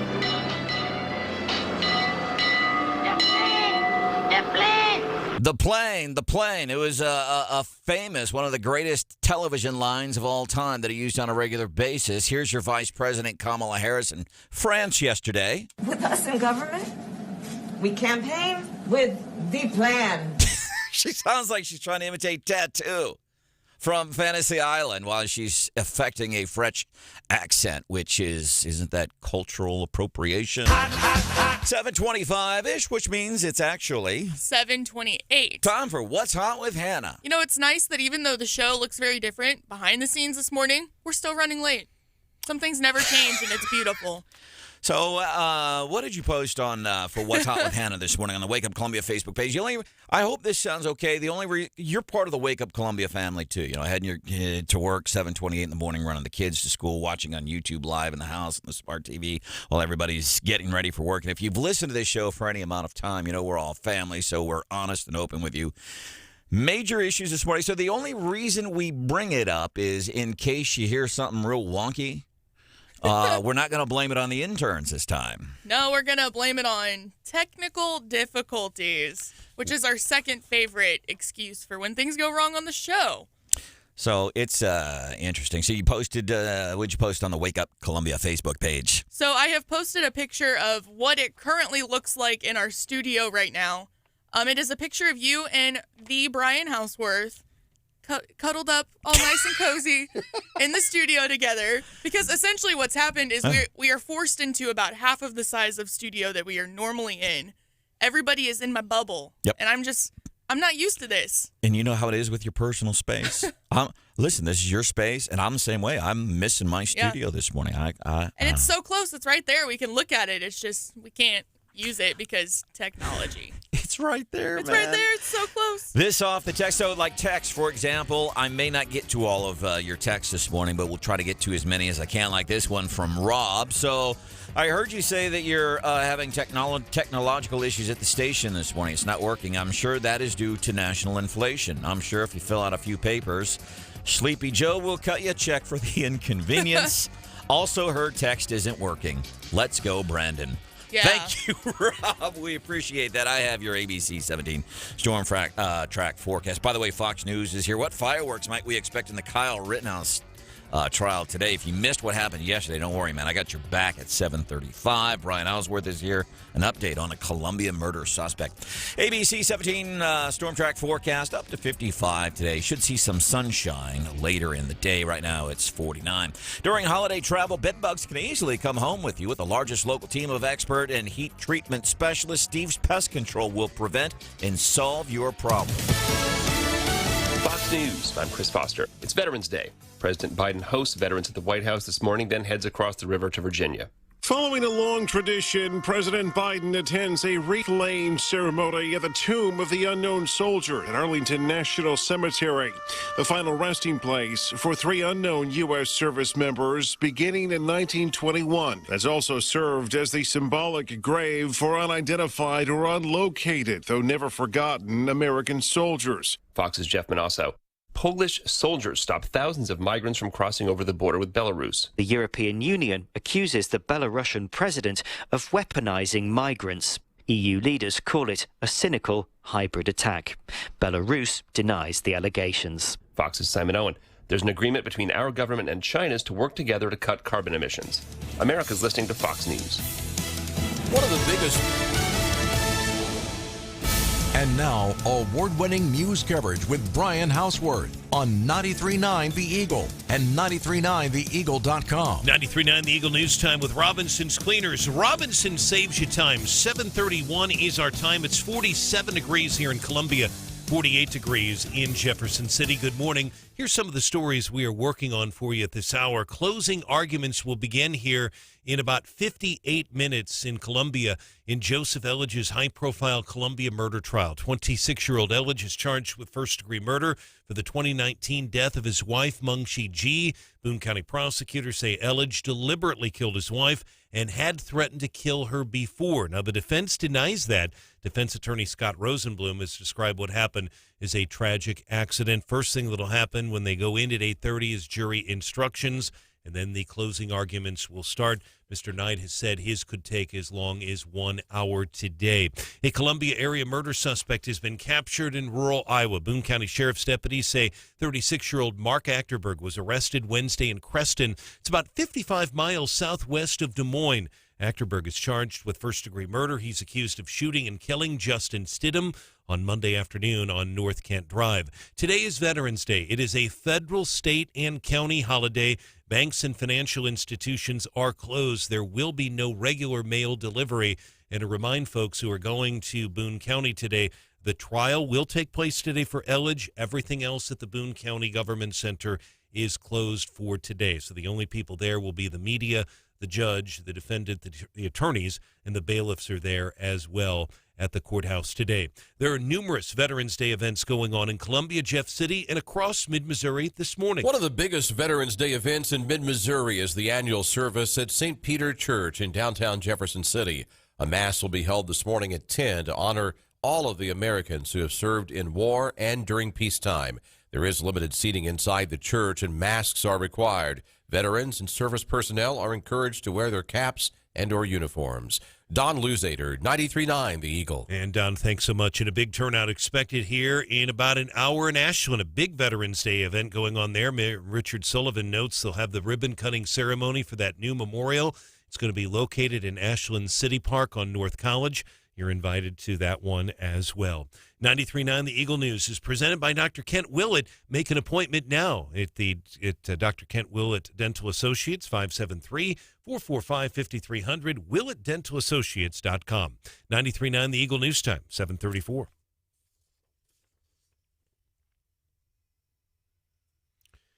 In sports, the Mizzou women's basketball team opens their season tonight against Murray State Mizzou Arena in Columbia. Tip-off between the Tigers and Racers is set for 7 o'clock tonight. Our pregame coverage, 645 KTGR FM 100.5. Brad Trinago will be on the call. Our sports is brought to you this hour by Wendy Sprouse Agency. If you're 64 and older, you want to start talking about an expert about Medicare, reach out to Wendy Sprouse, a Medicare nerd, wendysprouseagency.com. 93.9 The Eagle News Time, 7:34. Eagle Eye Traffic. Traffic check, MidmoHires.com. Local companies looking for local people. MidmoHires.com to find a job or to post your job opening today. It's 7:34. Roads right now are quiet. Traffic is moving quickly out there on the roads, and things have been quiet. Scanners nice and quiet this morning as well. If you do want to report a traffic issue, call or text us 573-874-9390. More team coverage in less than 30 minutes. Breaking news immediately. I'm Brian Houseworth, 93.9 The Eagle.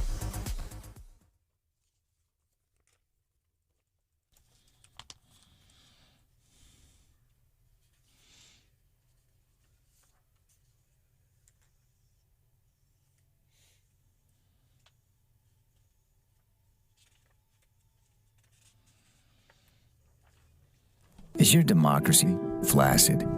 Trouble maintaining a strong coalition? Tired of the parade of disappointing performances? Then you might be one of the 330 million Americans suffering from electile dysfunction. I get all excited about a new bill. The debate gets all hot and heated. We'll move things to the floor. And right when we're about to achieve a joint resolution, bam. Total government shutdown. Premature capitulation. I don't know, every time I get an election, I think, maybe this time will be different. Filibustering just doesn't make me feel good anymore. It's embarrassing, okay? Fortunately, there's the Freedom to Vote Act. The Freedom to Vote Act? What's the Freedom to Vote Act? The Freedom to Vote Act, what does that mean? The Freedom to Vote Act ends your tired, sagging, floppy relationship with politics by making Election Day a holiday across the country, banning gerrymandering, expanding voter access, increasing integrity, blocking foreign interference, empowering everyday citizens, and healing our democracy. Now my election is rock solid, and it works everywhere. I'm guessing our Secretary of State, Jay, by the way, that is an actual commercial that people that use right to vote. See, they create this name that's crap. It's all about sell the sizzle. And the sizzle, right to vote. Voting Freedom Act. No, it opens it up more for the possibility of fraud. And everybody wants, really, right now, everybody wants, we want to make sure our elections are secure. Everybody wants that. Secretary of State Jay Ashcroft, who was just hanging out with us earlier this week, would probably have something to say about it. That's a legitimate commercial to campaign to try to get lawmakers to pass these acts that would really loosen the security on voting. You know, one thing that, yes, I was not aware of that. Is that in another state, by the way? I wasn't sure if that, I'd not heard that before. Do you want to hear some more of it? Sure. And then I can respond to what Ashcroft said, because, it's going to be a big issue. Okay. Is your democracy flaccid? Trouble maintaining a strong coalition? Tired of the parade of disappointing performances? Then you might be one of the 330 million Americans suffering from electile dysfunction. I get all excited about a new bill. The debate gets all hot and heated. We'll move things to the floor. And right when we're about to achieve a joint resolution, bam. Total government shutdown. Premature capitulation. I don't know. Every time I get an election, I think maybe this time will be different. Filibustering just doesn't make me feel good anymore. It's embarrassing, okay? Yeah, again, that's interesting. I'm thinking that's from another state because I have not heard. It doesn't mean it hasn't gone on, but, looking at what's happened every year with the photo ID, it gets tied up every year. Brian, do you want to hear the commercial again? do I need to play it for you again? No. I'm good, my friend. I love you, man. Yeah. I'm good, but yes, it's going to be a huge issue in January in Jeff City for sure. Yeah, Jay Ashcroft, who was just in studio earlier this week, he's like, hey, voter ID, there's just nothing inherently wrong with showing your ID at the polls. So, there's a campaign. I don't know if it's going to run nationwide, but you see the commercial, and it looks like it's got the fancy graphics. It makes it looks like it's an actual medication. Welcome into the show. I am Brandon Rathard. Hannah, the producer, is here. Stephanie Bell has the day off. This is Brian Hausworth. I want to get some behind-the-scenes stuff, what's happening in the trial, the Joseph Elledge trial. Sure. In Colombia. But first, did you hear what happened in the Kyle Rittenhouse trial yesterday? He's the guy, he was 17 years old when this happened last year. Sees unrest in Kenosha. The guy goes up there. He's got first aid kits and fire extinguishers. He goes up there in a spirit of helping.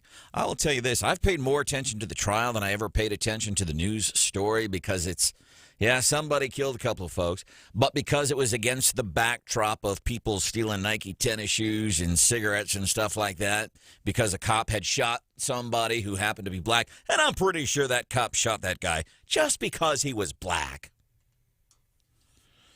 That's why he shot him. Well, maybe he shot him. There's some other reasons. Running from the law, breaking the law, whatever. Didn't shoot him because he was black. But these two people that died, Kyle Rittenhouse shot them protecting himself. I didn't pay attention because it's not, that happened. But it gives these national news outlets an excuse to keep those kinds of things in the news. Kyle Rittenhouse, who charged with killing these people after an officer. See, they just keep it in the news. It's not really a story of national interest, except it gives national news outlets an excuse to keep talking. See, cops killed another black man because he was black. It's all crap. So, yes, I'm paying attention in the trial. This kid, man, I am buying everything he is saying. And I fall apart with people like LeBron James. Kid broke down on the stand yesterday, and I'll highlight some of that here yesterday, but it was powerful. Remember, this guy was 17. He killed two people. He did it. He thought he was protecting himself, protecting property, but he killed two people. That's a profound thing, I'm thinking. So this is basically how the trial started yesterday. All right. Finding that the actions that I had talked about. It's a cell phone going off in a courtroom where we're talking about a couple of people have died. We're talking riots and stuff. We're talking this guy armed, and a phone goes off in the midst of court proceedings. The actions that I had talked about were done in bad. Guess whose phone it was? It was the judge's. The judge's phone goes off. Have you ever been in a situation where you're somewhere and you forgot to turn your phone off, like in church or a funeral or something, heaven forbid, and your phone goes off? I was hosting, filling in for Mike Ferguson on the Mike Ferguson show yesterday, and this guy called in. His daughter or granddaughter had this baby doll that made noises, and she had to take care of it. Well, she had to go to a funeral, and during the funeral, as I understood the story, the baby just kept laughing and giggling in the funeral. That's the judge's phone that goes off in the middle of this trial. Incidentally, can anybody figure out the ringtone here? I don't recognize that. Lee Greenwood, God Bless the USA, was the ringtone. So I'm thinking that set the stage for a very bad day for the judge. Because you get mad at yourself, right? If you're in somewhere and your phone goes off, you're like, oh, you're embarrassed and you're mad at yourself. I think the judge was PO'd all day because more than once, and I don't know how else to put it except to say the judge went off on the prosecution at least twice. I mean, like yelling. It was just insane. It was like, we joke, we see court dramas on TV or in the movies, and real-life court hearings never as dramatic as we see in real life. What we saw yesterday in real life in this trial was, wow. It was between the judge going off on the prosecution. It was just stunning. Your Honor, with all due respect, I'm not going to rehash the motion. That's absolutely untrue. No. Your argument's of record. My comments are of record, and why I ruled as I did is of record. There's nothing that I heard in this. And that's just one of the times. Judge uttered this phrase twice yesterday, or this word, mistrial. Mentioned it twice yesterday. Didn't say but it was mentioned twice yesterday. Then the third big thing that happened yesterday, Kyle Rittenhouse, and I thought this even before I saw this, we got to remember, even when an officer, and we've had local officers here in mid-Missouri, there have been several this year, officer-involved shootings, they were all in the right. But remember, these people in law enforcement, they took somebody's life, and no matter how right legally they were, I'm guessing that's a pretty profound thing to live with when you take another life, when you take the life of a human being. It's a pretty profound thing. And this kid, Kyle Rittenhouse, yesterday in the trial, he's being asked by the prosecution to describe the moments leading up to when he shot those people. Take a deep breath, Kyle.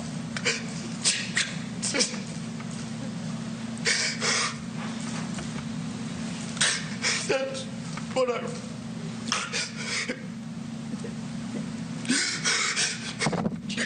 This kid, 18, 19 years old, he loses it.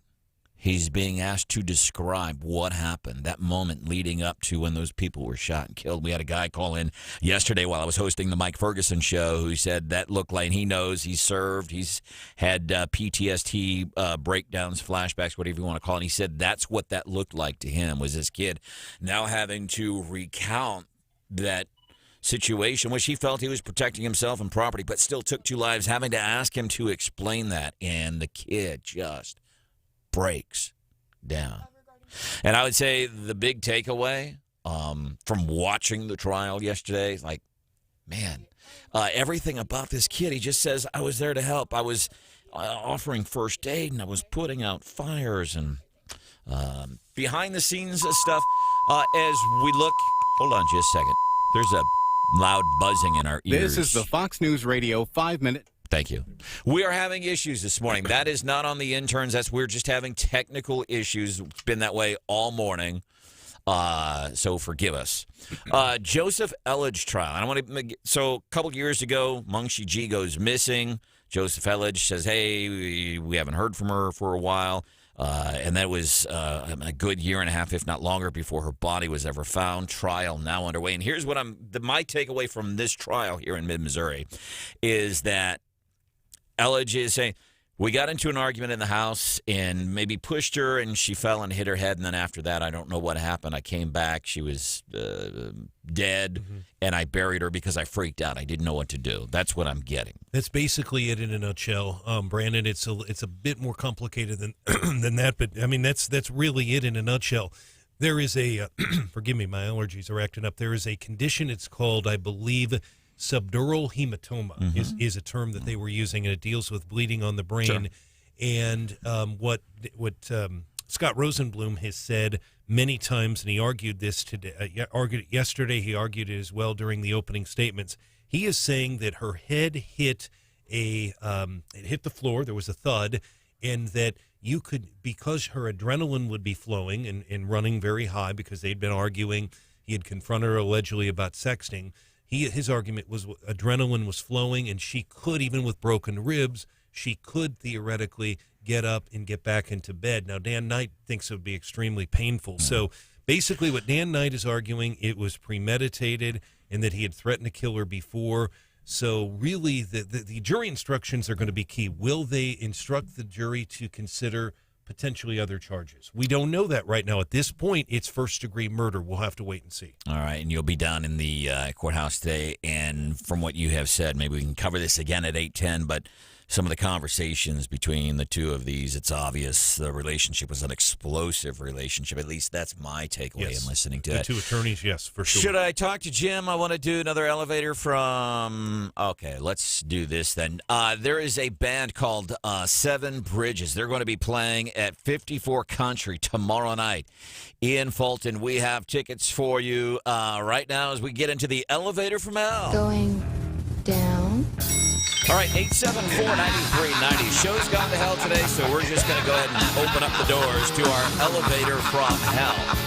We're going to play a song here, but we've given it the elevator treatment. You know, you get into an elevator. I know that song, but it sounds like an elevator song. What's that song? That's what we'll do here.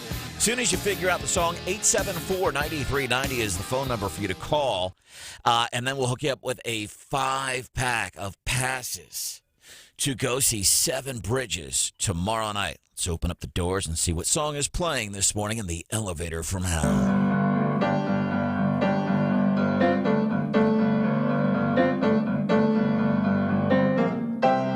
All right, 874-9390. 874-9390. All you gotta do, what's that song that's playing in the elevator from heck this morning? 874-9390. If you're the first one to figure it out, we're going to hook you up with a 5-pack of passes to see Seven Bridges tomorrow night. Country 54 in Fulton from 93.9 The Eagle.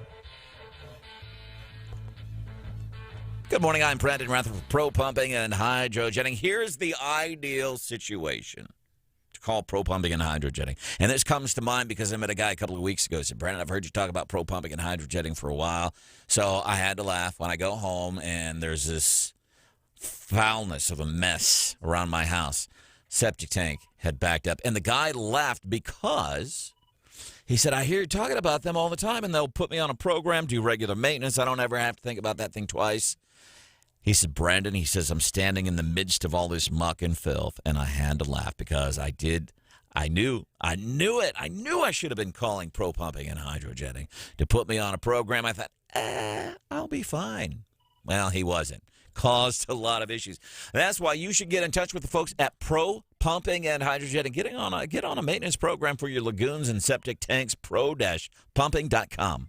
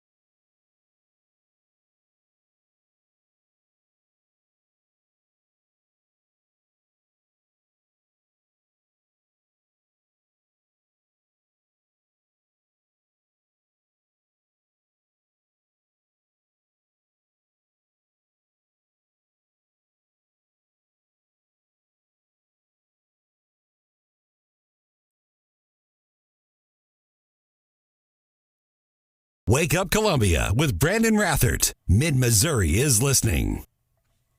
Going down. We're inside the elevator from hell. 874-9390. Got a 5-pack of passes for you to see Seven Bridges tomorrow night, Country 54 in Fulton. If you're the first caller at 874-9390, phone number is 874-9390. Here's how the elevator from heck works. We open up the doors to our elevator here in the 93.9 The Eagle studio, and we play a classic rock song, but it's got the elevator treatment. Your job. Figure out this song. First caller, 874-9390. 5-pack of passes for you to see Seven Bridges tomorrow night. Country 54 in Fulton.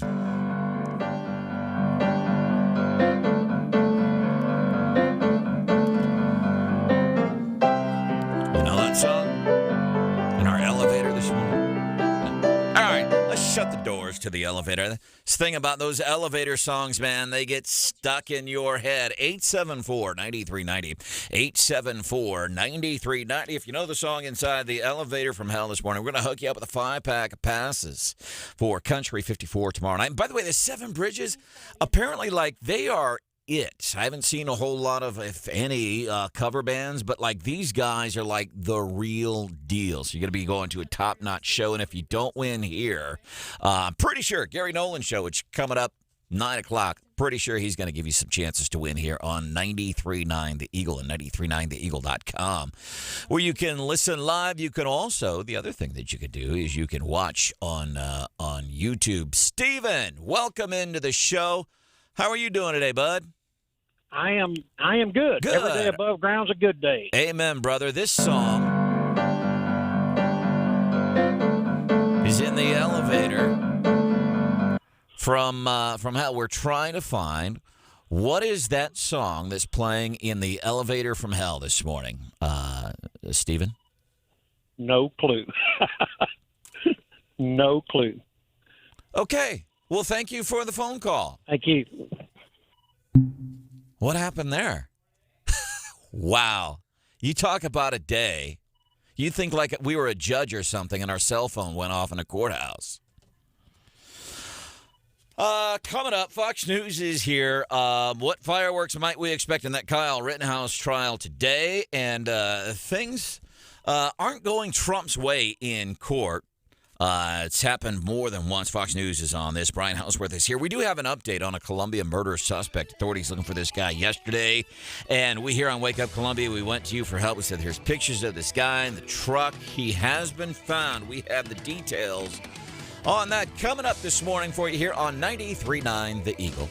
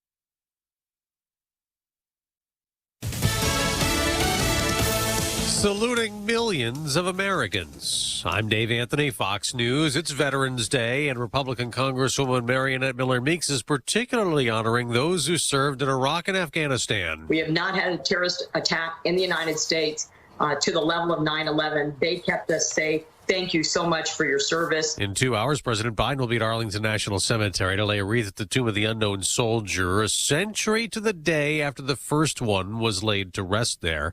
The president is also doing something else. Fox's Jared Halpern explains live. President Biden is announcing an effort for the federal government to learn more about medical conditions suffered by military veterans because of toxic environments. The study will focus on lung problems reported by troops and potential connections between cancers and time spent overseas. The White House says it can be difficult for veterans to prove connections for disabilities resulting from environmental hazards, so this new effort will make it easier to collect data from troops. President Biden has suggested in the past a possible link between his son Beau's aggressive brain cancer after he returned from a deployment in Iraq. Dave. Jared, the attempts to combat climate change continue at that conference in Scotland. The head of the UN just said the goal of limiting future global warming to 1.5 degrees is on life support. And in a somewhat surprising announcement, China and the U.S. vowing to work together to reduce methane emissions and limit their hand in deforestation. China also pledging to phase down coal dependency within the next 5 to 9 years. Fox's Alex Hogan in London.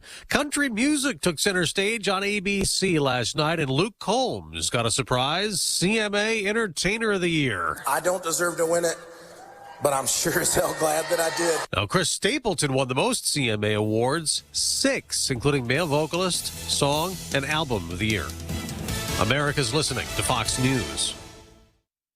Finding the right Medicare plan may feel impossible, but now it's anything but. With Walgreens Find RX coverage tool, you can compare plans online, over the phone, or in person, making Medicare easier than ever. Easier than picking which true crime doc to watch, figuring out that Wi-Fi password, or putting the duvet cover back on. So if you can do those things, with Find RX coverage, you can definitely Medicare. Find the plan that's right for you by visiting walgreens.com/Medicare.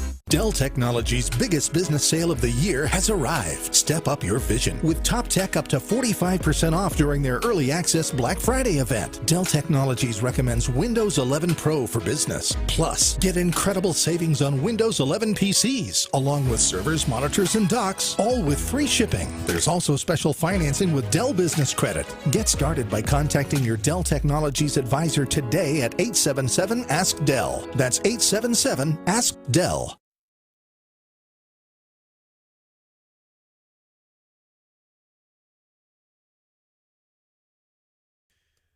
93.9 The Eagle News Time with Robinson's Cleaners. Robinson saves you time. 8:03 is our time. 48 here in Columbia. It's 46 degrees in Jefferson City. Our high today on Veterans Day will be 54 degrees. Perfect weather for all the Veterans Day activities this morning. Good morning, everyone. A Boone County jury will be hearing closing arguments here in about 25 minutes. A high-profile Columbia murder trial.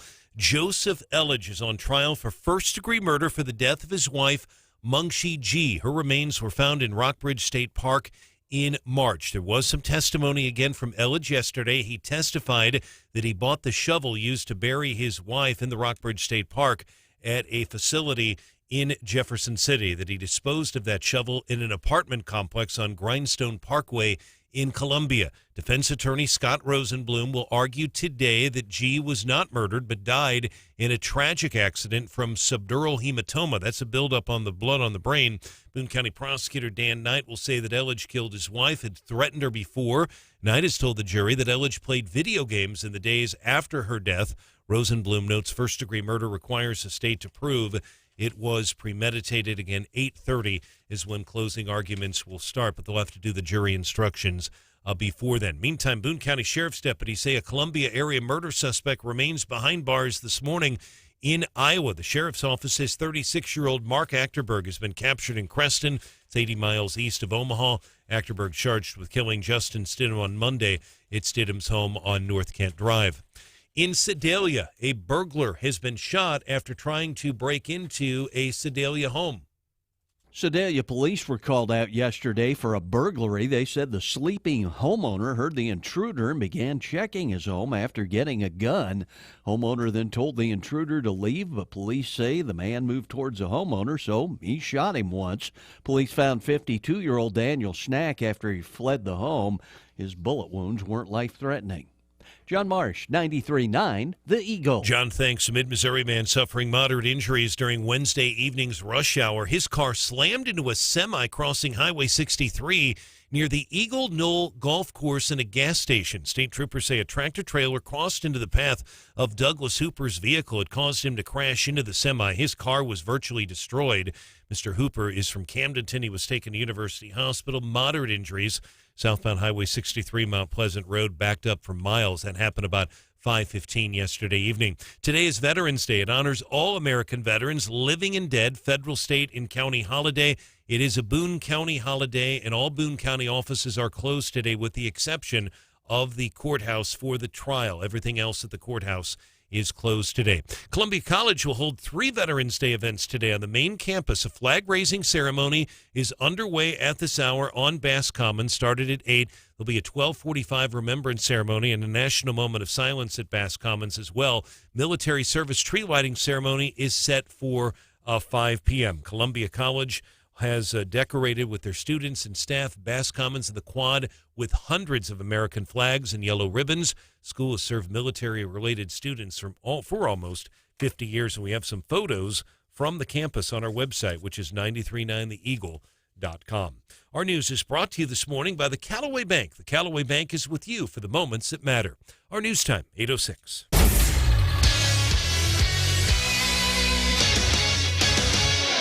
In sports, kind of a quiet day today. We do have Mizzou women's hoops for you tonight on our Zimmer station. KTGR is Mizzou women opening their season. Murray State out of Murray, Kentucky. The Racers coming to Mizzou Arena in Columbia. They will tip it off tonight, 7 o'clock, the Tigers and the Racers. Izzy Higginbottom, a true freshman from Mizzou, very impressive in a couple of exhibition games, 13 and 16 points respectively. Pre-game coverage on KTGR, which is FM 100.5, will start at 6:45. Brad Trinago, the voice of Mizzou women's basketball, will be on the call tonight. Our sports brought to you by Woods Basement Systems, the highest rated, most reviewed contractor for all things with your basement. 800-388-9326, a free estimate. 93.9 The Eagle News Time, 8:07.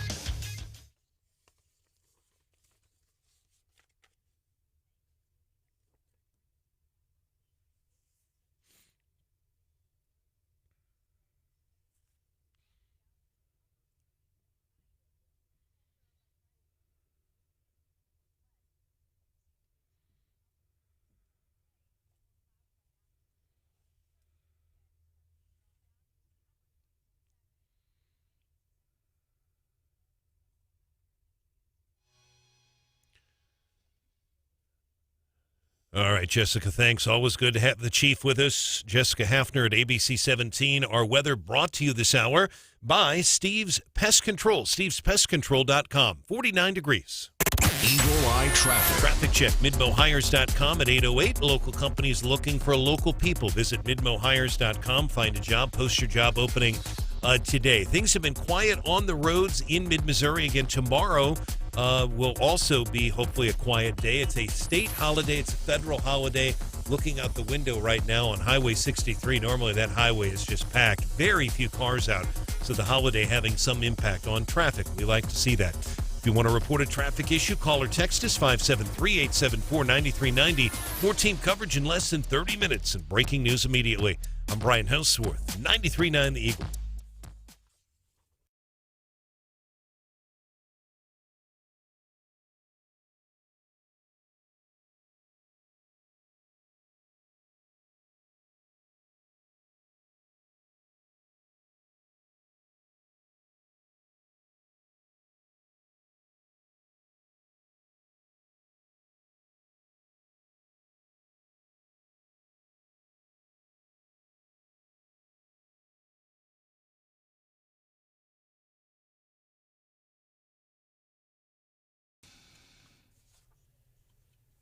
The government just released brand new numbers on inflation from October. They're big. America's prices surging more than they have in 30 years, and there doesn't seem to be an end in sight. And unfortunately, the numbers are all moving in the wrong direction. Consumer prices were up by 6.2% in October from the year before. Now, let me walk you through some of the individual items. Look at computers and smart home assistants up more than 8%, televisions up more than 10%, washers and dryers up nearly 15%. We're paying more for energy. We're paying more to heat our homes. We're paying more for our housing. When we go to the grocery store, we're paying more for beef and for eggs, for food, used cars, new cars, trucks as well. The president taking a harder line, saying in a statement, quote, inflation hurts Americans' pocketbooks, and reversing this trend is a top priority for me. None of these folks covered the best part of all this. And we got the inflation numbers yesterday. And when those numbers came out yesterday, it's like, yeah, we know it's really bad right now. We know that. So what are you going to do about it? What are you trying to do? Are you listening? We know that's one of the biggest things. These are people, apparently, when I say these people, I'm talking about these Democrats, people on the left, whether you're talking locally, whether you're talking in Virginia, wherever you are, whether you're in D.C., they're not listening. It's the economy. Stupid. It's these mandates. So we had the inflation numbers come out yesterday. They're high. We know that. We were trying to think of other things that we're paying more for. Gas is an easy one right now. In less than 30 days, it's gone up from what I pay usually $2.99. It's up to $3.19. Now, remember, 2.5 cents of that is the new Missouri fuel tax, which is supposed to go to help highways and stuff. Unless, I don't know if you know this or not, but there is a way you can recoup that money that you pay in taxes on the gasoline tax throughout the year. Yeah, and make sure you save your receipts, which I try to do, and I always do, and you can turn those in. And it's a little complicated. If you have someone who can help you on taxes, it is a bit easier, but there is a rebate process. It works in South Carolina. We heard testimony from both sides of the aisle that it works down there, and you just have to keep those receipts and be able to turn it in. Keep in mind, the tax kicked in, as I recall, Brandon, October 1st. October 1st. So you're basically talking about October, November, December for the when you do your taxes in January. So it's and one of the other things, and I think specifically with this gas tax, and you're going to have to jump through hoops. They want you to write your VIN number down on every single receipt you save, and you can only do it during certain times of the year. It's just a monumental pain in the rear. They're not making it easy on you, as expected. But here's what I'm wondering. So we've got this fuel tax. What if every single person in Missouri, and I know they're going to get a lot of fuel tax money from people that are just passing through, especially along I-70 here, but what if every single person kept every single receipt from every single gallon of fuel that has been bought since October 1st, save the receipts and turn them in, and the state of Missouri is having to refund all that money? If every single person did it, they'd have no money to fix the roads, right? They wouldn't have that tax benefit because they've paid it all out because everybody submitted receipts. Everybody got a refund on the taxes. But, that actually briefly came up during the discussions, but the conventional agreement from lawmakers is few people will turn them in. I mean, very few. And, we heard people say that. Very few people will turn it in. No one really will know until after the first of the year. So I've been saving mine, and I've figured it out. With as often as I fill up, it's going to be, I'll get a check for about $30. And people say, oh, come on, man, it's $30. Is it worth it? If I took out my wallet and I gave you $30 right now, Hannah, would you take that $30 that I'm giving you? Yeah, you'd take it. Sure. Yeah, I'm going to save my receipts, and I'm going to complain about having to write my VIN number down on every single receipt, and I'm going to whine and complain about it, and Hannah's going to get mad at me, but I'm going to send it in, and I'm going to get that check whenever for $30 or whatever it is. Give me my money back, by the way. Welcome into the show. It's Wake Up Columbia. There's Hannah, the producer. There's Brian Houseworth. Good morning. My name is Brandon Rather. Good morning, Hannah. There's something we can do for you. 874-9390. Stephanie Bell has the day off. So inflation numbers come out, and they tell us what we already know. We know we're taking it in the shorts, man. Gasoline, that's an easy one. Plane tickets, I'll tell you. Plane tickets from Columbia to Boise, Idaho, I paid $600-700 over the summer. Wow. $1,300 I just paid so I could fly home for Thanksgiving. The other thing, When I flew last year, Thanksgiving to Thanksgiving, tickets about up $500. And the other thing that I've really noticed, prices are skyrocketing, and I don't know why I know this. I'm a single dude. I don't buy a whole lot of groceries. Prices on cherub tomatoes. And I don't know why. Usually I'm thinking it was $3.49, $3.99 for a little tub of cherub tomatoes. $6 for tomatoes. Wow. Dang it, Joe. Something specifically, anybody else noticed anything specifically? Brian Hansen, who's part of the Gary Nolan Show weekdays at 9 o'clock here on 93.9 The Eagle, said bacon has gone up to like $5. I thought bacon was pretty expensive anyway. It can be. Milk at times, I've noticed that. And in the gasoline, that's certainly something that impacts a lot of people. Whether they drive a little bit or not, you've certainly seen the gas prices go up. There's no doubt. And keep in mind, a couple of cents of that is the gas tax increase at the state level. What is it doing it for you? What is it that you've noticed? You're like, holy cow, prices are going up. Let us know, 874-9390. Might be a little bit this morning before I can get to your texts. But do send them. I may not be able to respond to all of them this morning because I got to be honest with you, I'll tell you. I got to be honest and open. This is one of the core values here at the Zimmer Radio Group is openness. And I don't know if honesty is one of our core values. Is that just understood?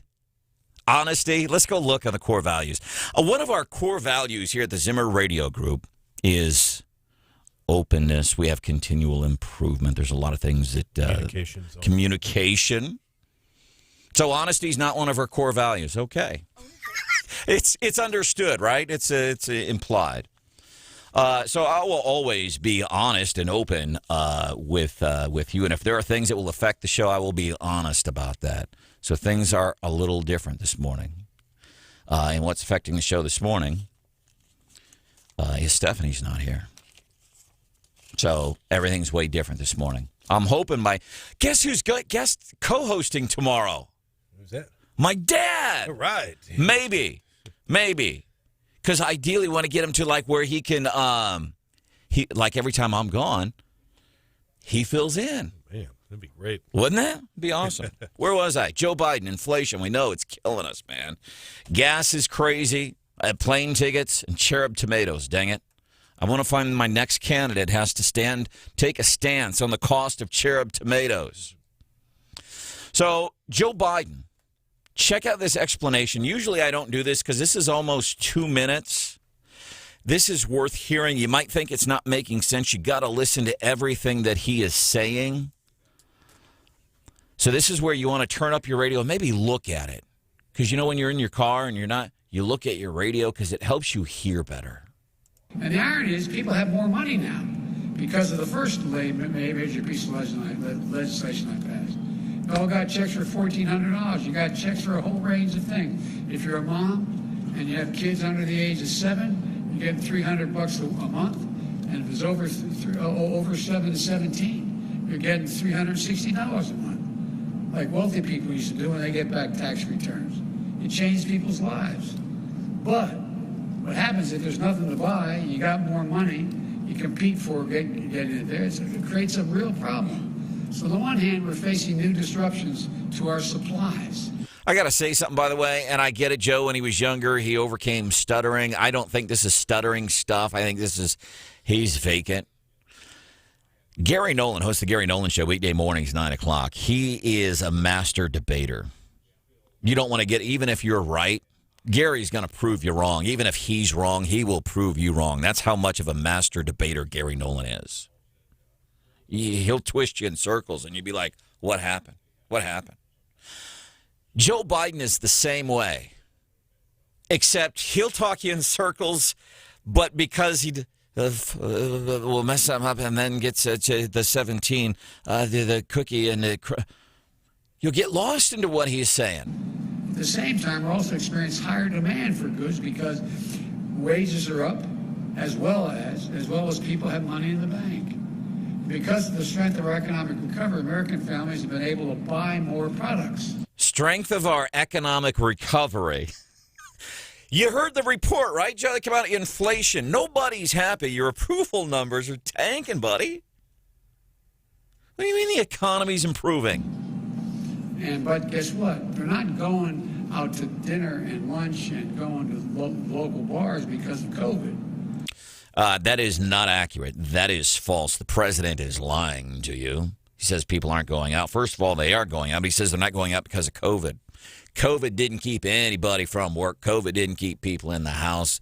It was rules, mandates, people that you elected to office, people I elected to office. They are the ones. It wasn't COVID, Joe. He doesn't even have that basic understanding of that. It wasn't COVID that shut us down, man. It was these government entities. So what Joe, and I'll save you some time here because I know you're busy today. You got stuff to do, but is what Joe is saying, we're having inflation. Things are getting bad economically because we are doing well economically. I'm serious. That's what he says. See, things are so bad right now because they're so good. Coming up, 8:25, Morning Bell. Little business news with that little twist that only Stephanie Bell can give you. Obviously, with her being gone today, we'll get into that. These two very different but real items. Shortages, supply chain issues, and is it true? We'll get into the Morning Bell coming up at 8:25 on 93.9 The Eagle.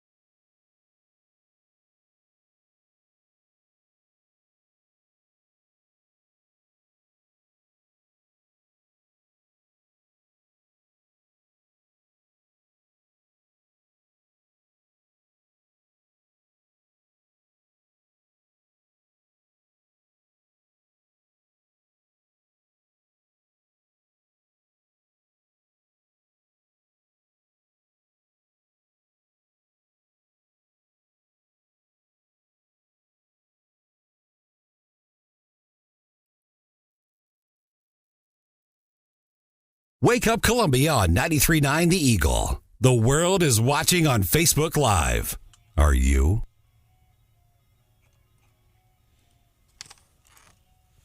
Hey, my name is Trevor Montez from Fort Bliss, Texas. I'd like to say hi to my mom in Pocatello, Idaho. Love you, Mom. Happy Veterans Day. Veterans Day, so we take this time to think about veterans that we might know or veterans we don't know, because a lot of these veterans, they sign their name on that line. Yes, I will go and protect so-and-so in peacetime. They're signing up to protect you and protect me, and they don't know me, and I don't know them, but they're doing it anyway, and that's remarkable. And they do remarkable work like at Welcome Home. The folks there, Megan Sievers, and the folks that have gone before her, and Veterans United donating 11 homes. Veterans United getting national press on this story. Veterans United from right here in mid-Missouri is getting this press. Just amazing. Welcome into the show. My name is Brandon Rather.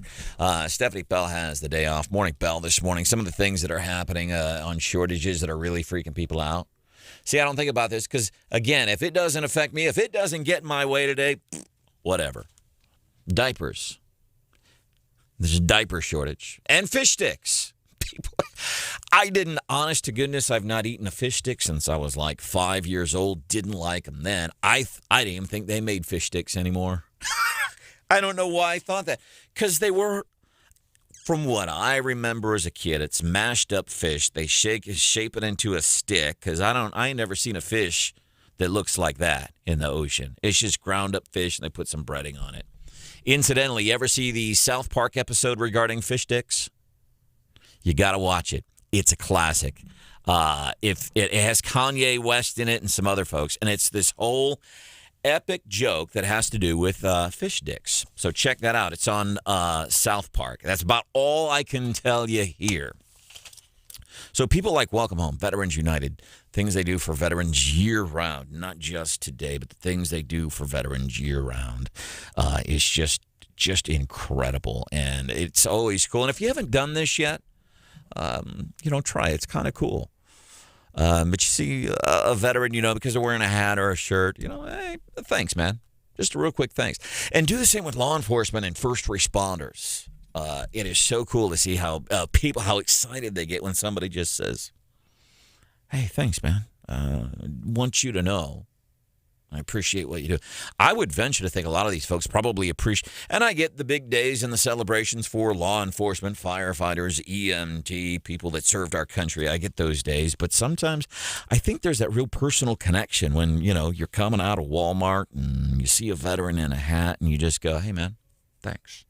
Thanks for serving our country. Or you see somebody in law enforcement and you go, hey, man, I just wanted you to know, appreciate what you do, and hopefully the tide is changing on that. But typically what people in law enforcement, what they've heard over the last several years is they're crap and they're racist. And that is just simply not true. So if you get a chance, just telling somebody, hey, thanks, man. Appreciate it. Coming up, Fox News is here. What fireworks might we expect in the Kyle Rittenhouse trials? It was crazy yesterday. Might we get a repeat today? Brian Hausworth is here, 8:31. An update on a Columbia murder suspect. Yesterday, we talked about what books would we write. Stephanie and Hannah and Brian, we all had different ideas. I had an idea for a book. Somebody has written a foreword to that book for me, which I don't plan on writing. I'd like to write it, but I've got the forward. Thanks to listener Chris. We'll have that coming up at 8:35 on 93.9 The Eagle. I have your ABC 17 Storm Track forecast. Sunny. 55 today, clear tonight, 36, sunny, 44 tomorrow. Feel good Friday right now, 49. During holiday travel, bedbugs can easily come home with you. With the largest team of local experts and heat treatment specialists, Steve's Pest Control will prevent and solve your problem. Check out stevespestcontrol.com. Fox News, I'm Chris Foster. The judge at Kyle Rittenhouse's trial in Wisconsin is considering a defense request for a mistrial over the prosecution's line of questioning. He could also rule that prosecutors may not retry the case. Rittenhouse testified he shot 3 men in self-defense, killing 2 during protests in Kenosha last year. Mr. Rosenbaum was chasing me. I pointed my gun at him, and that did not deter him. He could have ran away instead of trying to take my gun from me. Prosecutors say he was there as a vigilante. A ban in Texas on mask mandates for coronavirus protection in schools is struck down in federal court. The judge ruled that Texas Governor Greg Abbott's executive order violates the Americans with Disabilities Act. The ruling frees local Texas officials to again create their own rules. U.S. District Judge Lee Yeakel argued that the spread of COVID-19 poses an even greater risk for children with special health needs. Fox's Sue Guzman. America's listening to Fox News.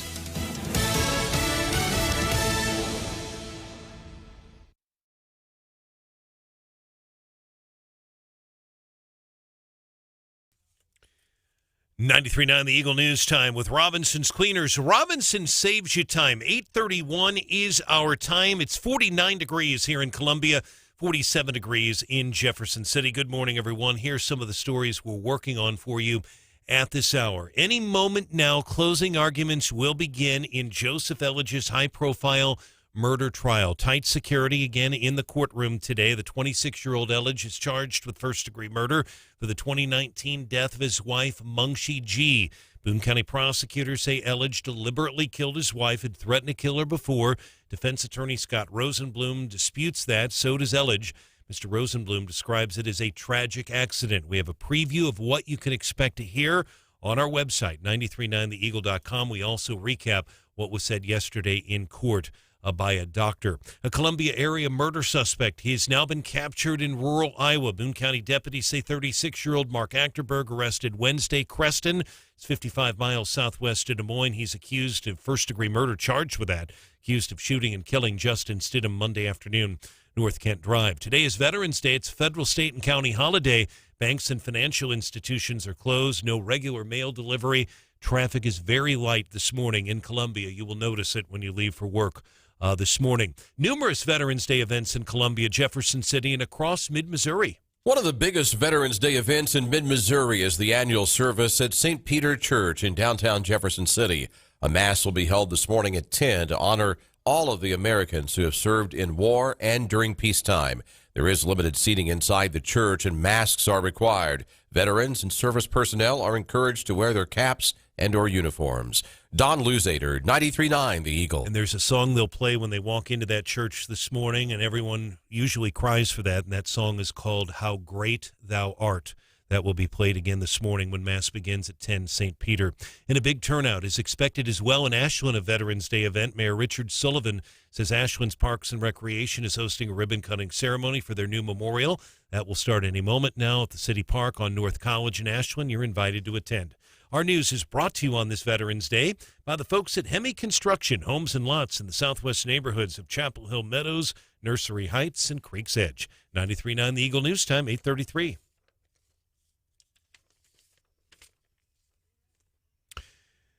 In sports, Mizzou women's hoops open their season tonight. Murray State Mizzou Arena. Tip-off tonight, 7 o'clock, the Tigers and the Racers. Our pregame coverage on KTGR, our Zimmer station, FM 100.5. Beginning at 6:45, Brad Trinago will be on the call for you tonight through the Central Bank Tiger Radio Network. Our sports is also brought to you this hour by the great folks at Service Master Clean of Columbia, the Service Master of Disaster, the big yellow van, Adam Kinser, Service Master of Columbia. .com 443-8383. Our news time, 8:34. Eagle Eye Traffic. Traffic check with MidmoHires.com. Local companies looking for local people. As I peek out the window here, normally at this time, it's not necessarily bumper to bumper on Highway 63, but it is very heavy. I'm not seeing hardly any cars coming by outside of Lamone Industrial out on 63. Very few cars because of the holiday. If you want to report a traffic issue, call or text us 573-874-9390. More team coverage in less than 30 minutes and breaking news immediately. I'm Brian Houseworth, 93.9 The Eagle.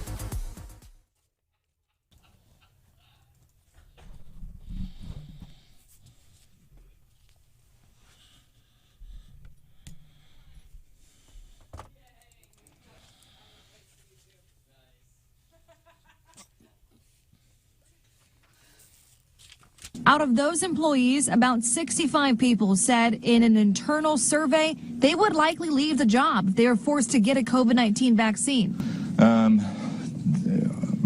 I don't know if we'll ever get enough staff to open this back up. That is Deb Kendrick with our news partners, ABC 17, chatting with Steve Davis, Chief Financial Officer at Bothwell Regional Health Center, saying in the story, I don't know if they'll show it again today, if they showed it last night. You probably see it on the ABC 17 website. Deb Kendrick did a 4.5-minute package on this healthcare facility in Sedalia they have an entire floor. They have the equipment and beds. And there ain't no lights on because they ain't got people to work it because these vaccine mandates, people are going, pow, pow. Here you go. There's 2 of them for you. Ain't doing it. And it's causing problems. Dr. Randy Tobler joins us this morning. He's a doctor. And he's having issues at his healthcare facility. And I thought this spoke to a bigger point. I get it. A lot of you don't like Joe Biden. I get it. And he has been kind enough to reinforce our dislike for him since January the 20th. He has flipped people from Democrat to at least independent, libertarian, probably even conservative. We've been talking to people here in town that are like, we had a guy right here on 93.9 The Eagle on Wake Up Columbia one morning saying, yeah, I voted for this guy, and I really, really, really regret it. But what Dr. Tobler told us this morning is apparently the lack of a proper grasp on what is going on in America. That could be issue number one with Joe and Kamala. They don't get it. I don't know. And I'll offer up 2 points of proof for that. Playing audio earlier. Joe Biden, after the inflation report came out, says, yeah, you're basically going to be hurting for a bit. Joe Biden comes out and says, we're having inflation because we're doing so well. Come on, man, really? So they don't get it. And these mandates, people don't want them. If the vaccine is good, people get them. Don't force people to do that stuff. And by the way, they're not doing, remember, wear the mask, we'll be better. Oh, get the vaccine, we'll all be safe. And we know now that's crap. This is Mike Zimmer, head coach of the Vikings. One of our players that was vaccinated, he had to go to the ER last night because of, this COVID. I mean, it's serious stuff. So the whole thing, it's a crapshoot. The vaccine is a crapshoot at best, and if you want to get it, get it. If you don't, don't. But one of the things Dr. Tobler said is these mandates that are going to be forced on people. We saw what happened last week at 3M in Columbia, story that made national news. We see what's happening at this hospital in Sedalia. We know what Dr. Randy Tobler told us about his hospital here in Missouri. It's causing problems. It's causing problems that are bigger than getting COVID. Now, if you're afraid of death, my gosh, wear 2 masks, get 5 booster shots if you are afraid of death. Because you might die if you get COVID, and you might not. You might die when you go out to work today. You might die when you're cleaning out the gutters around your house this weekend. You might get a heart attack and die. People are willing to accept that risk. These people that don't want the vaccines, is that they're willing to take that risk. I didn't get the vaccine for a long time. That's a risk I'm willing to take. I'm comfortable with dying. I'm good, man. We're good. But to put more burdens on these people, especially in the healthcare industry, and Dr. Tobler was so vivid in this point, Joe and other people in government, they don't see what they're doing. They don't think about the consequences of their actions. We mandate that you get vaccinated. Well, we're seeing shortages in the healthcare industry because there are people in the healthcare industry who are saying, I'm not going to do the mandate. Nope. By the way, here's the other thing. Have you noticed the number of people that haven't been vaccinated that aren't dying? Can we find that stat? Here's the number of people that aren't vaccinated that haven't died of COVID. Welcome into the show. This is Wake Up Columbia. I am Brandon Rather. Brian Hausworth, Hannah, the producer, is here. Stephanie Bell has the day off. If you go to our website, something really cool we're doing, Holiday Wish with Culligan Water. Go to our website, 939theeagle.com, and we're going to do all the regular big stuff like we do here every year. But we're also going to help specific families. If you want to get involved maybe by providing some stuff that a family wants, or you know somebody in mid-Missouri that could benefit from something like our Holiday Wish on 93.9 The Eagle, go to our website. and you'll get the information there. And I want to share this with you too, because people, and I love this. People think in a conversation they think they're dropping the microphone. Like, here's one thing I get all the time. Well, Brendan, you're so against mandates. What about mandates that kids have to get to go to school? It's two different things. One example, nobody has mandated ever, I don't think in the history of the United States of America, nobody's ever said, hey, we have this product, hasn't even been out on the market a year, less than a year. We are going to force you as a government to put this into your body. I can't recall any time in history that's happened. The other thing when it comes to mandates, I said this to a guy the other day, right to his face on Facebook. So we were posting pictures of this rally at 3M. People are saying, hey, we're just totally against these federal mandates. We're just people telling us they're ready to lose their jobs. They're willing to do that because they're not going to have the federal government tell you you're going to put some kind of chemical something in your body. Been out on the market for a year. Some people have adverse reactions. Some people die from getting the vaccine. But, it's a crapshoot. And this guy said, as people are saying, yes, these mandates. A gentleman, made the comment on Facebook. He said, good thing that you guys weren't around during World War II to make these sacrifices for your fellow man. And it's an argument I've heard more than once. Boy, you're not willing to sacrifice and get a vaccine. Good thing you weren't in World War II. They made sacrifices. And I said to this gentleman, and I haven't heard from him since, I said, good thing that you weren't around during the Revolutionary War in the 1700s. Because if people like you were around during the Revolutionary War, when we said no to a very obtrusive government, we wouldn't be here. We wouldn't be here if people like you. So try that one. Somebody drops that argument on you. Glad you weren't around during World War II to make we really made sacrifices back then. Really? Then you tell them, well, I'm glad you weren't around during the Revolutionary War, man, because we wouldn't be here. And please let us know how that goes. 874-9390.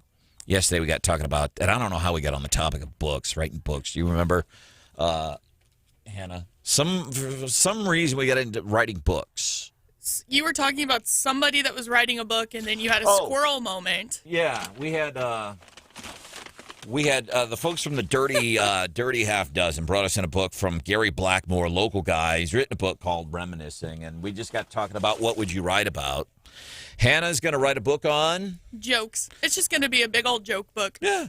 And Stephanie is going to write a book on trying to maximize your time when you're a busy working professional, busy mom, busy wife, things like that. Houseworth's going to write a book on sports, and I said, and I'm kind of serious about this. Oh boy! I said that I would write a book, a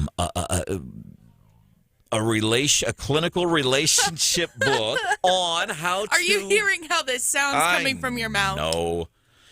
But on how on guys to make sure your spouse doesn't cheat on you. And I don't mean like in some kind of spy way, but I mean, and basically it'd be a book about, hey, here's some tips to a good relationship.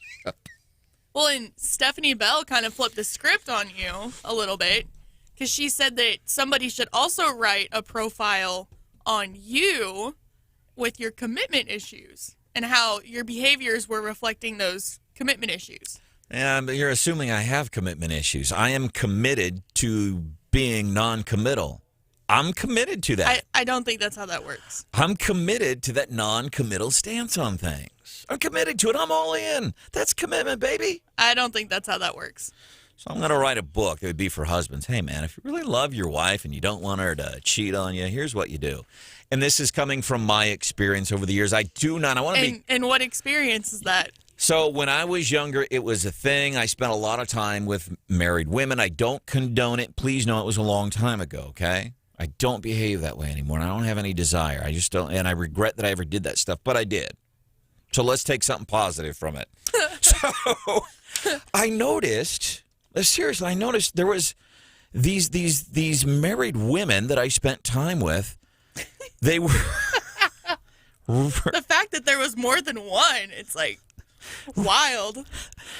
They all had these remarkably similar characteristics, personality traits, relationship, things that were going on in their lives. And most of these very good women, very good home life. You'd see their house in the white picket fence, and you'd see them at church on Sunday, and you'd think everything is hunky-dory. And it wasn't a lot. But there were a lot of consistencies, I noticed, when women decided they wanted the comfort of men other than their husband. There were some commonalities. And it'd be like, if I could put this stuff in a book, listen, here's what you do and make sure that you're in a happy relationship. Just be interested. Communicate. This is something local school districts can learn from this. Communicate. Listen. Listener Chris wrote the foreword to the book for me. And I have that. Oh, boy. We had a guy yesterday who faxed us a picture, 874-9390. Oh, he faxed it to us. Texted, sorry. Faxed. Boomer. Jesus. Texted us a picture. It's a Photoshop of me on a book cover called How to... It's a super old picture of you, too. It's a super old picture, and I asked the dude, I'm like, he's like, dude, I was in my front end loader at work. I did this in 5 minutes on my cell phone. Yeah. I'm like, wow, how impressive is that? Easily impressed. Easily impressed. So coming up, 8:52, we'll share some of what's in this foreword to this book that I would write from listener Chris. He's done a better job than I ever could have hoped to have done. Is it clean? Yeah. Oh yeah. It's clean, just like my book would be. And yeah, right. It would be clean and it would be safe for the kids. Something tells me that's not an accurate statement. Well, it's like we teach kids that, hey, if these kids have white skin, they're evil. If we're teaching them that in schools, I think we could teach them Brandon Rathard's book on how to make sure your spouse don't go stepping out on you. I think it should be right there with books like Stamped and any of these other things that are making their ways into the schools. Why not? If we tell kids you're bad because you're white and, your ancestors did some stuff, so you're a horrible person today, Timmy. I know you're only 6. But it's appropriate to be teaching this stuff. If that stuff is okay in schools, then my book should be okay in schools. We'll have that coming up. Maybe some leftovers, too. We'll do that for you coming up at 8:53 on 93.9 The Eagle. It's Wake Up Columbia. Good morning.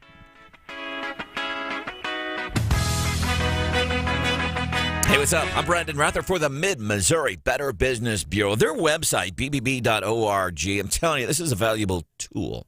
A lot of different things they put up on there. They'll put like studies, like, hey, we did a study on those service contracts for cars. What did we find? And you can see some of the stuff and learn about some stuff. You can also see business ratings, things like that. By the way, occasionally, well, you can pay for an A grade from the Better Business Bureau. That is not true.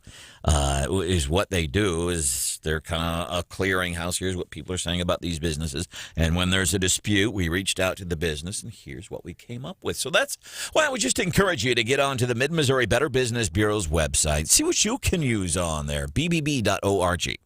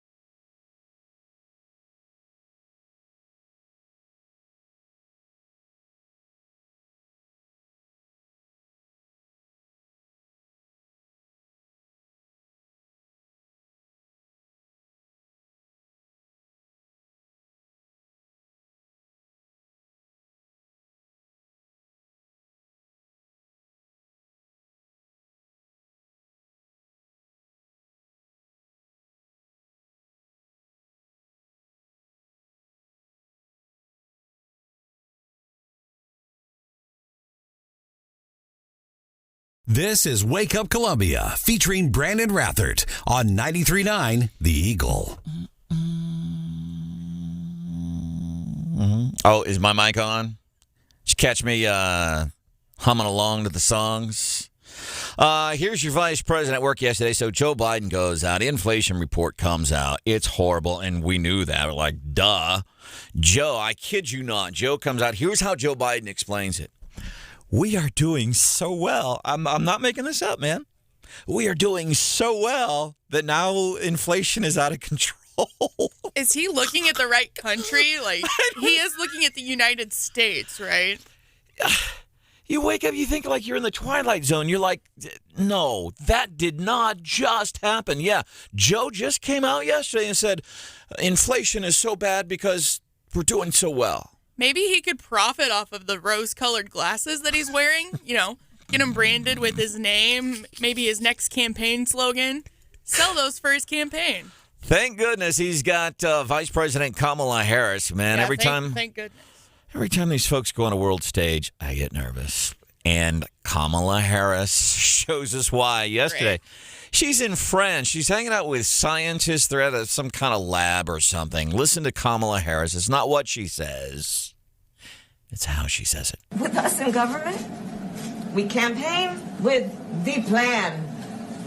Uppercase T, uppercase P, the plan. Cringeworthy. And then the environment is such that we're expected to defend the plan. Even when the first time we roll it out, there may be some glitches and it's time to reevaluate and then do it again. So is this before or after President Biden allegedly pooped his pants? That's what I want to know. Has anybody proved that that did not happen? I don't know if PolitiFact's done a fact check on whether or not Joe actually, You think Secret Service is like, hey, we got to code brown? What is the call on the radio for that when you're protecting the president of the United States? Has anybody proved that that didn't happen? Haven't seen it. So Kamala Harris, first of all, and Dr. Tobler brought this up. He's with us every Thursday, 7:10. First thing I thought. So she's with the French, and she's trying to fake a French accent. Isn't that cultural appropriation? Which is BS anyway. But see, that's the thing. They don't want you to do that. Man, if you're playing somebody who's of a different race or something, you shouldn't, even if it's a cartoon, even if it's animated, if you're a white guy and you're voicing a black female character, that's cultural appropriation. So isn't that what Kamala does? But more importantly,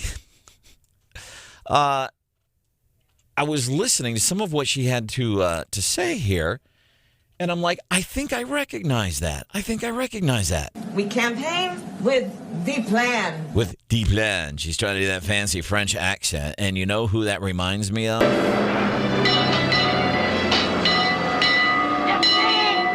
plane. Tattoo from Fantasy Island. The plane. All right, quickly. Chris says he's written the foreword to my book for me, which I'm going to write. Do you even have time to read it? One of our listeners texted 874-9390. Brandon, when he's done reading this book, could write another book called How to Dig Yourself into a Bigger Hole. Oh. Thank you for that. Chris, forward for this book. When it comes to relationship experts, nobody knows more about what women like and dislike than Brandon Rathert. With hundreds of failed relationships and a handful of failed marriages, Brandon has accumulated a vast amount of knowledge about what women want and what they don't want. Boom, roasted. Don't make the same mistake those other guys did. Learn what your wife needs and wants and what would drive her to say, let's go, Brandon. Wow. Thank you for that. We appreciate that. Also, we want to congratulate our friends in Washington, D.C., 93.9 The Eagle. We were nominated for News Talk Station of the Year countrywide. We were up against WSB in Atlanta. We were up against KNX in Los Angeles. The ultimate winner, legendary WTOP in Washington, D.C. So that's who we lost out to for Station of the Year. I'll take it, man.